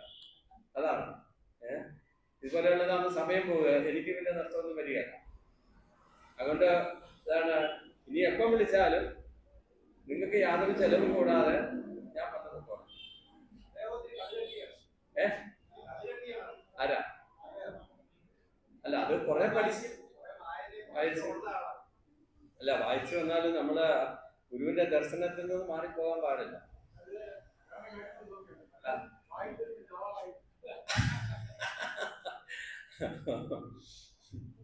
അല്ല, അത് വായനയുടെ കുഴപ്പമാണ്. തകരായി പോകുന്നത് എത്ര വായിച്ചാലും പറഞ്ഞാല്. നമ്മളത് ഉൾക്കൊണ്ടുകൊണ്ട് ഒരെണ്ണത്തിനെ കിട്ടിയാൽ മതി, അല്ലേ? അതാണ് ബാക്കി എല്ലാം വരുന്നത്. ഈ കാര്യം തന്നെയാണ് മുഴുവനും മറ്റുള്ള കൃതികളിലെല്ലാം പറഞ്ഞു കൊടുത്തത്. ദർശനമാലയിലും ഒക്കെ വരുന്നത് ഇത് തന്നെയാണ്. അപ്പൊ നമ്മുടെ പാപത്തെ ഇല്ലാതാക്കണം, നമ്മുടെ കാര്യങ്ങൾ ഇല്ലാതാക്കുന്ന ഒരാളാണെന്നുള്ളൊരു ബോധം, നമുക്ക് എല്ലാ ഐശ്വര്യവും തരുന്നത് ഒരാളാണെന്നുള്ള ബോധം, അതാണ് അദ്വൈതം എന്ന് പറയുന്നത്. രണ്ടില്ല എന്നുള്ളത്. പക്ഷെ നമ്മളത് പിടിപെടുന്നില്ല. ഈ ഒരു പിടി ഇങ്ങനെ കുറഞ്ഞു പിടിച്ച പോലെ ഇരിക്കുകയാണ്. അല്ലെ? എന്ത് കിട്ടിയാലും പോരാ പോരാ എന്നുള്ള അർത്ഥത്തില്, എത്ര ജീവിച്ചാലും പോരാ പോരാ എന്നുള്ള അർത്ഥത്തിൽ നമ്മൾ നിൽക്കുക. ഇപ്പൊ ഇവിടെ ഇരിക്കുന്ന അമ്മമാരെ പ്രായമുള്ളവരൊക്കെയാണ് കൂടുതലും. അവരെന്താണ് നേരത്തെ പറയുമായിരുന്നു, ഓ എന്റെ മകളെ ഒന്ന് കെട്ടിച്ചു വിട്ടാൽ മതി, പിന്നെ എനിക്ക് ചത്താൽ മതി എന്ന് പറഞ്ഞു. അത് കഴിഞ്ഞ് മകളൊക്കെ ഒരു കൊച്ചുണ്ടാക്കും, അയ്യോ ഇനി അതിനെ കൂടെ കെട്ടിച്ച് വിട്ടിട്ട് വേണം, അതിനെ വേണ്ടി ഒരു കെട്ടിച്ച് ഒരു കൊച്ചുണ്ടാക്കി വന്നു. അങ്ങനെ പറയുന്ന സ്വാമി അതിനെ കൂടെ കെട്ടിച്ചു വിടും. ഇതാണ് നമ്മുടെ ആഗ്രഹങ്ങളൊന്നും തീരാത്തതാണ്, അവിടെയാണ് പ്രശ്നം. ആ രീതിയിൽ നമ്മൾ കുറേശ്ശെ പിടിവിട്ട് പിടിവിട്ട് വിട്ട് വിട്ട് വിട്ട് വരണം. നമ്മളിതൊന്നും അല്ല എന്നുള്ള ഇതിനകത്തിരിക്കുന്ന ആത്മാവുണ്ട്. ആ ആത്മാവ് മാത്രമാണ്. അതിന് എങ്ങോട്ടാ പോകുന്നതെന്ന് അറിയത്തില്ല അടുത്ത ജന്മം. ഞാൻ നേരത്തെ പറഞ്ഞിരുന്നു, അതിവേദ എന്ന് പറഞ്ഞാല് നമ്മൾ എവിടുന്ന് വന്നു, ഇപ്പൊ ജീവിക്കുന്ന മാത്രം നമുക്ക് അറിയത്തുള്ളൂ. ഇതിന്റെ ജീവൻ ഇനി എങ്ങോട്ടാണ് പോകുന്നത് അതും അറിയത്തില്ല. അപ്പൊ അതിന് ശാസ്ത്രങ്ങളിലൊക്കെ പറഞ്ഞേക്കുന്ന കാര്യങ്ങൾ പലതുമുണ്ട്. നീ അത് ചെയ്യണം ഇത് ചെയ്യണം എന്നൊക്കെ നമ്മളാരും ഒന്നും ചെയ്യാറില്ല. അവിടെയാണ് അത് അനുഷ്ഠിക്കാറില്ല, ജീവിതത്തിൽ പകർത്തി വരുന്നില്ല. കുറെയൊക്കെ ആയിട്ടുള്ളവരുണ്ട്, പക്ഷെ പൂർണ്ണമായിട്ട് എത്തണമെങ്കിൽ എന്താണ്, ഗുരുവിനെ പോലെയുള്ള ഗുരുക്കന്മാരുടെ ശിക്ഷണത്തിൽ നിന്ന് പറ്റുള്ളൂ. അത് ഗുരുദേവത്തിൽ പഠിച്ചാൽ മതി, വായിച്ചാലും എല്ലാം ഇത് തന്നെയാണ് പറയുന്നത്. അപ്പോൾ ഞാൻ നിർത്തിക്കേണ്ട. ഇനി ഇതുപോലെയുള്ള ഒരു അവസരം എപ്പോൾ വന്ന് വിളിച്ചാലും മതി, ഞാൻ തയ്യാറാണ്. പക്ഷെ ഞാൻ പറഞ്ഞ ഇങ്ങനെ എടുക്കുന്നതായിരിക്കും എല്ലാം ഉപകാരപ്രദമാണ്, സാധാരണക്കാർക്ക് ഉപകാരപ്രദമാകുന്നത്. അതിന്റെ പദം പറഞ്ഞ് അതിന്റെ അർത്ഥം പറഞ്ഞ് പോകുകയാണെങ്കിൽ ഇതെന്താണ് പറഞ്ഞതെന്നുള്ള മനസ്സിലാക്കി. അല്ലെങ്കിൽ കൃതാർത്ഥാധിപാരം പറഞ്ഞാൽ എന്നാന്നർത്ഥം അന്ന് ഭാരം മാത്രം അറിയാം, കൃത്യത്തിന്റെ ആർത്തി കിട്ടുന്ന അറിയത്തില്ല. അപ്പൊ അതുകൊണ്ട് വളരെ സന്തോഷം. എല്ലാവർക്കും ഗുരുവിന്റെ അനുഗ്രഹം ഉണ്ടാകട്ടെ എന്ന് പൂർണ്ണമായും പ്രാർത്ഥിച്ചുകൊള്ളുന്നു. നന്ദി, നമസ്കാരം. ഗുരുദേവ ജയിക്കട്ടെ. പ്രത്യേകിച്ച് സാറാണ് എന്നെ വിളിച്ചത്. രണ്ടുമൂന്ന് പ്രോഗ്രാമിൽ വിളിച്ചുകൊണ്ട് ചെമ്പഴത്തി കോളേജിലും കൊണ്ടുപോയി. അപ്പൊ അങ്ങനെയുള്ള കാര്യങ്ങളിലൊക്കെ എപ്പം വിളിച്ചാലും ഞാൻ തയ്യാറാണ് എന്ന് മാത്രം പറഞ്ഞുകൊണ്ട് നിർത്തുന്നു. നന്ദി, നമസ്കാരം. ഗുരുദേവ.